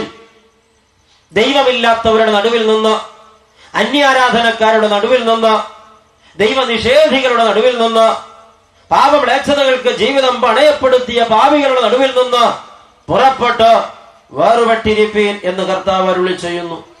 അശുദ്ധമായത് ഒന്നും തൊടരുത്, അശുദ്ധമായത് ഒന്നും തൊടരുത്. കൽപ്പന. ദൈവത്തിന് ഇഷ്ടമില്ലാത്തതൊന്നും നീ തൊടരുത്. എന്നാൽ ഞാൻ നിങ്ങളെ കൈക്കൊണ്ട് നിങ്ങൾ എനിക്ക് പിതാവും, ഞാൻ നിങ്ങൾക്ക് പിതാവും, നിങ്ങൾ എനിക്ക് പുത്രന്മാരും പുത്രിമാരുമായിരിക്കും. ഹല്ലേലൂയ. അവിശ്വാസികളുടെ ഇടയിൽ നിന്ന് പുറപ്പെട്ട് വേർപെട്ടിരിപ്പീൻ. അശുദ്ധമായത് യാതൊന്നും തുടരുത്. എന്നാൽ ഞാൻ നിങ്ങളെ കൈക്കൊണ്ട് ഞാൻ നിങ്ങൾക്ക് പിതാവും നിങ്ങൾ എനിക്ക് പുത്രന്മാരും പുത്രിമാരുമായിരിക്കും. വലിയ വാഗ്ദത്തം. ദൈവം നമ്മുടെ അപ്പനായിരിക്കാമെന്ന്. ഹല്ലേലൂയ. ദൈവം നമ്മുടെ അപ്പനായിരുന്നാൽ, നാം അവന്റെ മക്കളായിരുന്നാൽ പിന്നത്തെ ഭാഗ്യം എന്താ പ്രിയപ്പെട്ടവരെ? പിന്നെ മഹാഭാഗ്യമാണ്. പിന്നെ മഹാഭാഗ്യമാണ്. ദൈവം അപ്പനാണെങ്കിൽ മക്കൾക്ക് മുട്ടില്ല. ഞാൻ ദൈവ പൈതലാണെങ്കിൽ എനിക്കൊന്നിനും മുട്ടില്ല. അപ്പന്റെ അനുഗ്രഹം ആർക്കുള്ളതാ? മക്കൾക്കുള്ളതാ. മക്കൾക്ക് മാത്രമുള്ളതാണ്. ഏതെങ്കിലും അപ്പൻ സ്വത്ത് പങ്കിടുമ്പോ അയൽക്കുത്തി വീട്ടിലെ കൊച്ചിനും 1/2 ഏക്കർ കൊടുത്തേക്കാന്ന് പറയോ? നീ ഇപ്പൊ അപ്പൻ അങ്ങനെ കൊടുക്കണം തോന്നിയാൽ മക്കൾ സമ്മതിക്കില്ലോ. അപ്പൻ അങ്ങനെ കൊടുക്കണം തോന്നിയാൽ വേറെ കാര്യം ഉണ്ടാവും. അത് വിട്ടു. അപ്പന്റെ അനുഗ്രഹം മക്കൾക്ക് മാത്രമുള്ളതല്ലോ എങ്കിൽ ദൈവത്തിന്റെ അനുഗ്രഹം ദൈവമക്കൾക്ക് മാത്രമുള്ളതാണ്. അടിവരയിട്ട് വെച്ചോണം. അപ്പന്റെ അനുഗ്രഹം മക്കൾക്ക് മാത്രമുള്ളതാണെങ്കിൽ ദൈവത്തിന്റെ അനുഗ്രഹം ദൈവമക്കൾക്ക് മാത്രമുള്ളതാണ്. ഹല്ലേലൂയ. ഒരു മാസം മുമ്പ് ഒരു ദിവസം രാവിലെ എൻ്റെ മകൻ എഴുന്നേറ്റ് വന്ന് എന്നോട് പറഞ്ഞു, അച്ചാച്ചാ എനിക്കൊരു 200 രൂപ വേണം. എന്തിനാ? ഒരു പുസ്തകം വാങ്ങാനാ. ഓ, കൊടുത്തു. കാരണം ഞാൻ അവന്റെ അപ്പനാണ്, അവൻ എൻ്റെ മോനാണ്. ഈ കൊച്ചു രാവിലെ എഴുന്നേറ്റ് കണ്ണും തിരുമ്മി അയലത്തെ വീട്ടിലോട്ട് ചെന്നപ്പോ അവിടുത്തെ ചേട്ടൻ പത്രം പിടിച്ച് ഒരു കയ്യില് കട്ടൻ ചായ, മറ്റേ ഗ്ലാസ് കയ്യിൽ കട്ടൻ പീടിയായിട്ട് ഇങ്ങനെ ഇരിക്കുക. എന്തേ? അല്ല ചേട്ടാ, എനിക്കൊരു 200 രൂപ കിട്ടിയാൽ കൊള്ളായിരുന്നു. അത് എന്തിനാത്? ഒരു പുസ്തകം വാങ്ങാനാ. ഈ മനുഷ്യൻ എന്താ പറയാന്നറിയോ? മോനൊരു കാര്യം ചെയ്യ, നീ പോയിട്ട് നിന്റെ അപ്പനോട് ചോദിക്കാൻ പറയും. കറക്റ്റ്. തലയാരുടെയും കുലുക്കിയില്ല. കൊടുക്കുക. നിങ്ങളാണെങ്കിൽ കൊടുക്കുക. അയൽക്കത്തെ വീട്ടിലെ കൊച്ചു രാവിലെ വന്ന് ചോദിച്ചല്ലേ, കൊടുത്തേക്കെന്ന് വിചാരിക്കുമോ? മണ്ടണില്ല, കൊടുക്കില്ല. പ്രിയപ്പെട്ടവര്, നീ പോയി നിന്റെ അപ്പനോട് ചോദിക്കാൻ പറയും. ഉറപ്പ്. ഇവിടെ ഇരിക്കുന്ന ചില ആൾക്കാര് അനുഗ്രഹം ചോദിച്ച് ദൈവത്തിന്റെ മുമ്പിൽ വരുമ്പോ ദൈവം പറയണത് ഇതേ ഡയലോഗാ. എന്താണെന്നറിയോ? നീ ഒരു കാര്യം ചെയ്യ, നീ പോയിട്ട് നിന്റെ അപ്പനോട് ചോദിക്കാൻ പറയും. ഈ പ്രാർത്ഥിക്കാൻ വന്ന കക്ഷിയോട് ഞെട്ടിപ്പോവും. അതാരിനി? നിങ്ങളും ഞെട്ടി. ദൈവമക്കളെ, അങ്ങനെ ഒരുപാട് പേർക്ക് ഉത്തരം കിട്ടി. ദൈവസന്നിധിയിൽ നിന്ന് ചോദിച്ചാൽ ഉത്തരല്ല, ഇങ്ങനെ നീ പോയി നിന്റെ അപ്പനോട് ചോദിക്കുക. എന്താ അങ്ങനെ പറയാൻ കാരണമെന്നായിരിക്കും ഇപ്പൊ നിങ്ങൾ അന്വേഷിക്കുന്നത്. ഞാൻ ആദ്യം ഒരു വാക്യം ഉച്ചരിച്ചായിരുന്നു. യോഹന്നാൻ എഴുതിയ 1-ാം ലേഖനം 3-ാം അധ്യായം 8-ാം വാക്യം. പാപം ചെയ്യുന്നവൻ പിശാചിന്റെ മകനാകുന്നു. അത് പുല്ലിംഗ പ്രയോഗം. പാപം ചെയ്യുന്നവൾ പിശാചിന്റെ മകളാകുന്നു എന്നും കൂടെ അതിന് പരിഭാഷയുണ്ട്. അപ്പൊ പാപിയുടെ അപ്പന്റെ പേരെന്താ? പറയാൻ വിഷമമുണ്ടാവും. പാപിയുടെ അപ്പന്റെ പേരെന്താ? പിശാച്. സ്തോത്രം. വിഷമമുണ്ടാവും. ദൈവമക്കളെ, മദ്യപാനം പാപമാണെങ്കിൽ, മദ്യപാനി പാപിയാണെങ്കിൽ മദ്യപാനിയുടെ അപ്പൻ വചനപ്രകാരം പിശാചാണ്. പുകവലി പാപമാണെങ്കിൽ, പുകവലിക്കുന്നവൻ പാപിയാണെങ്കിൽ പുകവലിക്കാരന്റെ അപ്പൻ വചനപ്രകാരം പിശാചാണ്. വ്യഭിചാരം പാപമാണെങ്കിൽ, വ്യഭിചാരി പാപിയാണെങ്കിൽ വചനപ്രകാരം വ്യഭിചാരിയുടെ അപ്പൻ പിശാചാണ്. തർക്കം വേണ്ട. ദ്രവ്യാഗ്രഹം പാപമാണെങ്കിൽ, ദ്രവ്യാഗ്രഹി പാപിയാണെങ്കിൽ ദ്രവ്യാഗ്രഹിയുടെ അപ്പൻ വചനപ്രകാരം പിശാചാണ്. ലോകത്ത് വഴക്കും വക്കാണവും അസൂയയും നിഗളവും ജഡത്തിന്റെ പ്രവർത്തികളും പാപമാണെങ്കിൽ ഈ വക പ്രവർത്തിക്കുന്നവർ ദൈവരാജ്യം അവകാശമാക്കുകയില്ല എന്ന് കർത്താവ് പറഞ്ഞതിന്റെ മർമ്മം പൊരുളായി തിരിച്ചാൽ പാപിയുടെ അപ്പൻ പിശാചാണ്. പിശാചിന്റെ മക്കൾക്ക് ദൈവരാജ്യത്തിൽ പ്രവേശനമില്ല. ഇപ്പോൾ നീ നിന്നോട് ചോദിക്കുക, നിന്റെ അപ്പൻ ആരാണ്? നീ മദ്യപാനിയാണെങ്കിൽ, പുകവലിക്കാരനാണെങ്കിൽ, പൊടിവലിക്കാരനാണെങ്കിൽ, വ്യഭിചാരിയാണെങ്കിൽ, മയക്കുമരുന്ന് ശീലിച്ചിട്ടുള്ള ആളാണെങ്കിൽ, ഹാൻസും പാൻപരാഗും നിന്റെ പോക്കറ്റിൽ പാക്കറ്റ് കണക്കിൽ ഉണ്ടെങ്കിൽ, വൈരാഗ്യവും വിദ്വേഷവും പകയും നിന്റെ ഉള്ളിൽ കുമിഞ്ഞു കൂടുകയാണെങ്കിൽ, അമ്മാവിയമ്മയും മരുമകളും നിരന്തരം യുദ്ധത്തിലാണെങ്കിൽ, ഭർത്താവും ഭാര്യയും പോരടിച്ച് ഡൈവോഴ്സിന് തയ്യാറായി നിൽക്കുകയാണെങ്കിൽ, മക്കളെ മാതാപിതാക്കളെ വെറുപ്പിച്ച് നിങ്ങൾ താന്തോന്നികളായി നടക്കുകയാണെങ്കിൽ, ദൈവമക്കളെ ഇന്ന് രാത്രി നിങ്ങൾ നിങ്ങളോട് ചോദിക്കുക, ആരാണ് നിന്റെ അപ്പൻ? പാപം ചെയ്യുന്നവൻ പിശാചിന്റെ മകനാണ്. ഈ പാവി അപ്പൻ പിശാചായിരിക്കുന്നിടത്തോളം ദൈവത്തോട് അനുഗ്രഹം ചോദിക്കണ്ട, കിട്ടില്ല. ഇവിടെ ഒരുപാട് പേർക്ക് പരാതിയുണ്ട്. അയ്യോ, ഞാൻ ഈ പ്രാർത്ഥന മുഴുവൻ പ്രാർത്ഥിച്ചിട്ട് എന്തേ ദൈവം മിണ്ടാത്തത്? ഉത്തരം വളരെ കറക്റ്റാണ്. നീ ദൈവ പൈതലല്ല. അപ്പന്റെ അനുഗ്രഹം മക്കൾക്കുള്ളതാണ്. ദൈവത്തിന്റെ അനുഗ്രഹം ദൈവ മക്കൾക്ക് മാത്രമുള്ളതാണ്. ഒരു പാപിക്കത് കൊടുക്കില്ല. അതുകൊണ്ടാണ് നിന്റെ ചോദ്യത്തിന് ദൈവം ഉത്തരം തരാത്തത്. നീ മദ്യപാനം നിർത്താതെ, നീ പുകവലി നിർത്താതെ, നീ വ്യഭിചാരം നിർത്താതെ, നിന്റെ തോന്നിവാസം നിർത്താതെ, പിണങ്ങിയവരോട് ഇണങ്ങാതെ, ഭർത്താവിനോടും ഭർത്തൃ വീട്ടുകാരോടുമുള്ള നിന്റെ വൈരാഗ്യത്തിന് അറുതി വരാതെ, ഭാര്യയോടും ഭാര്യ വീട്ടുകാരോടുമുള്ള നിന്റെ വൈരാഗ്യത്തിന് അറുതി വരാതെ, നീ പരസ്പരം മത്സരിച്ചും പോരടിച്ചും പിണങ്ങിയും കഴിയുന്നവരോട് ഇണങ്ങാതെ, നീ ദൈവം മുമ്പാകെ അനുഗ്രഹം പ്രാപിക്കാൻ എന്തുകൊണ്ട് വന്ന് വഴിപാട് വെച്ചാലും കർത്താവ് പൊട്ടനല്ല, അവൻ മിണ്ടില്ല. ശക്തമായ വാക്ക്. അപ്പന്റെ അനുഗ്രഹം മക്കൾക്കുള്ളതാണ്. ഹല്ലേലൂയ. നീ ദൈവത്തിന്റെ മകനാണെങ്കിൽ, മകളാണെങ്കിൽ, നിന്റെ ജീവിതത്തിലെ ഏത് സംഗതിക്കും ഈ ദൈവം ഉത്തരം തരും. ചോദിക്കുമ്പോ തന്നെ അല്ല, ചോദിക്കും മുമ്പ്. ദൈവ പൈതലല്ലാത്തിടത്തോളം, കളങ്കം നിന്നിൽ കിടക്കുന്നിടത്തോളം, നീ അയോഗ്യതപ്പെട്ടിരിക്കുവോളം നീ കരയും. ദൈവം നിന്നെ മൈൻഡ് ചെയ്യില്ല. കുഴപ്പം നിന്റേതാണ്. പലരും പറയാറുണ്ട്, അച്ഛാ ഈ വീടിന്റെ സ്ഥാനം ശരിയല്ല, വീടിന്റെ ഇരിപ്പ് ശരിയല്ല, പ്ലാൻ തെറ്റിപ്പോയി, ഈ സ്ഥലത്തിനെന്തോ കുഴപ്പമുണ്ട്, ഇവിടെ എന്തോ തകരാറുണ്ട്, സമയത്തിന്റെ ദോഷമാണ്. ദൈവമക്കളെ, ഇതൊന്നുമല്ല, ദോഷം നിന്റേതാണ്. ആമേൻ. നിന്റേത് മാത്രം. സ്ഥലത്തിന് കുഴപ്പമില്ല, സ്ഥാനത്തിന് കുഴപ്പമില്ല, വീടിന്റെ പ്ലാനിന് കുഴപ്പമില്ല, ഇരിപ്പിന് കുഴപ്പമില്ല, സമയത്തിനും കുഴപ്പമില്ല. നിന്റെ കുഴപ്പം അതാ നിന്റെ മുഴുവൻ പ്രശ്നങ്ങളുടെയും പിന്നിൽ. നീ അത് തിരിച്ചറിയാതെ ഈ ദൈവത്തെ വെല്ലുവിളിക്കുന്നത് ഇന്ന് രാത്രി മതിയാക്ക്. നീ ഇന്ന് വരെ മാനസാന്തരപ്പെട്ടിട്ടില്ലല്ലോ. ഇന്നലെ ഒരു അമ്മച്ചി പൊട്ടിക്കരഞ്ഞോണ്ട് ചോദിച്ചു, അച്ഛാ എന്റെ ഒറ്റ പുത്രൻ, അവൻ ജോലിക്കാരനാ, അവൻ പെൻഷൻ പറ്റുക, അടുത്ത ഞായറാഴ്ച പെൻഷൻ പറ്റലിന്റെ ഫംഗ്ഷൻ വീട്ടിൽ വെച്ച് നടത്തുക, കൂട്ടുകാരും കുടുംബക്കാരും ഒക്കെ വരുമെന്ന് പറഞ്ഞിട്ടുണ്ട്.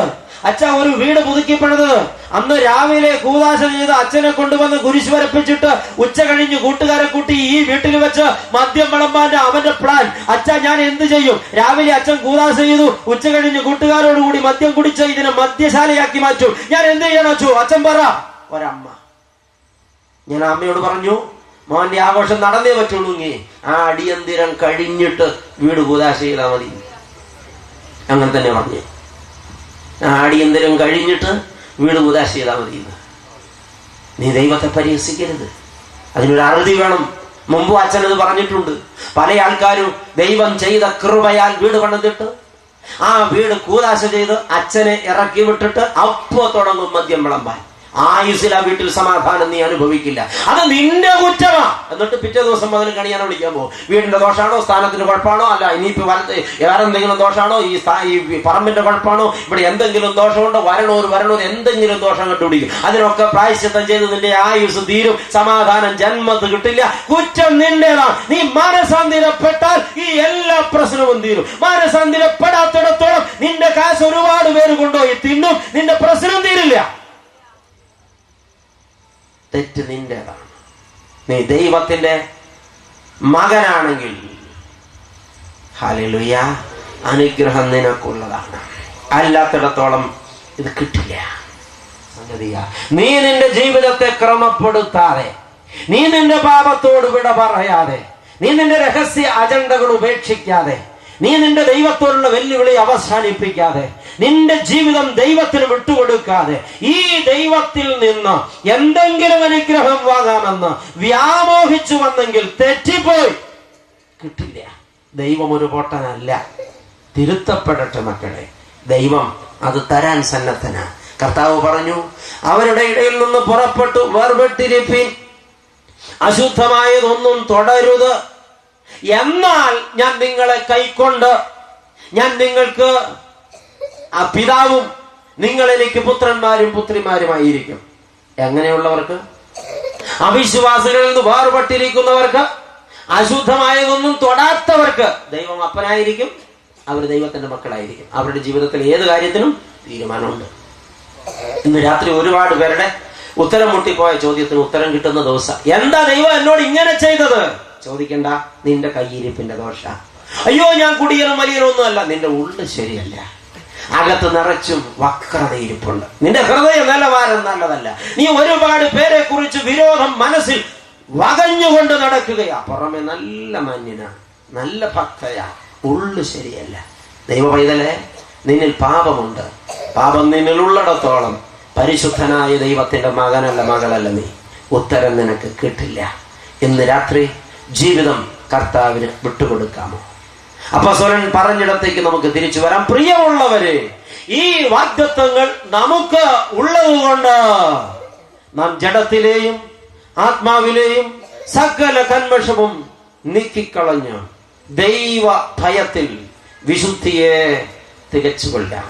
എന്തുകൊണ്ടെന്നാൽ നാം സ്വർഗീയ രാജാവ് പള്ളികൊള്ളുന്ന കൊട്ടാരമാണ്, ദൈവാലയമാണ്. എന്തുകൊണ്ടെന്നാൽ നാം സ്വർഗീയ പിതാവിന്റെ മകനാണ്, മകളാണ്, ദൈവമക്കളാണ്. എന്തുകൊണ്ടെന്നാൽ നാം സ്വർഗീയ മണവാളന്റെ മണവാട്ടിയാണ്. വാഗ്ദത്തം, അവൻ നമ്മിൽ വസിക്കും, നമ്മുടെ ഇടയിൽ നടക്കും, അവൻ നമുക്ക് ദൈവവും നാം അവന് ജനവുമായിരിക്കും. രണ്ടാമത്തെ വാഗ്ദത്തം, അവിശ്വാസികളിൽ നിന്ന് പുറപ്പെട്ട് വേർപെട്ടിരുന്നാൽ, അശുദ്ധമായതൊന്നും തൊടാതിരുന്നാൽ അവൻ നമ്മളെ കൈക്കൊള്ളും, അവൻ നമ്മുടെ അപ്പനും നാം അവന്റെ മക്കളുമായിരിക്കും. ഈ വാഗ്ദത്തം നമുക്കുള്ളത് കൊണ്ട് ഇന്ന് രാത്രി സകല കന്മഷവും നീക്കി സകല പാപവും വിട്ടെറിഞ്ഞ് വിശുദ്ധിയിൽ, ദൈവഭയത്തിൽ വിശുദ്ധിയെ തികച്ചുകൊള്ളുക. അതല്ലോ കർത്താവ് നമ്മോട് ചോദിക്കുന്നത്. നമുക്കതിനായിട്ട് ഒരുങ്ങാം.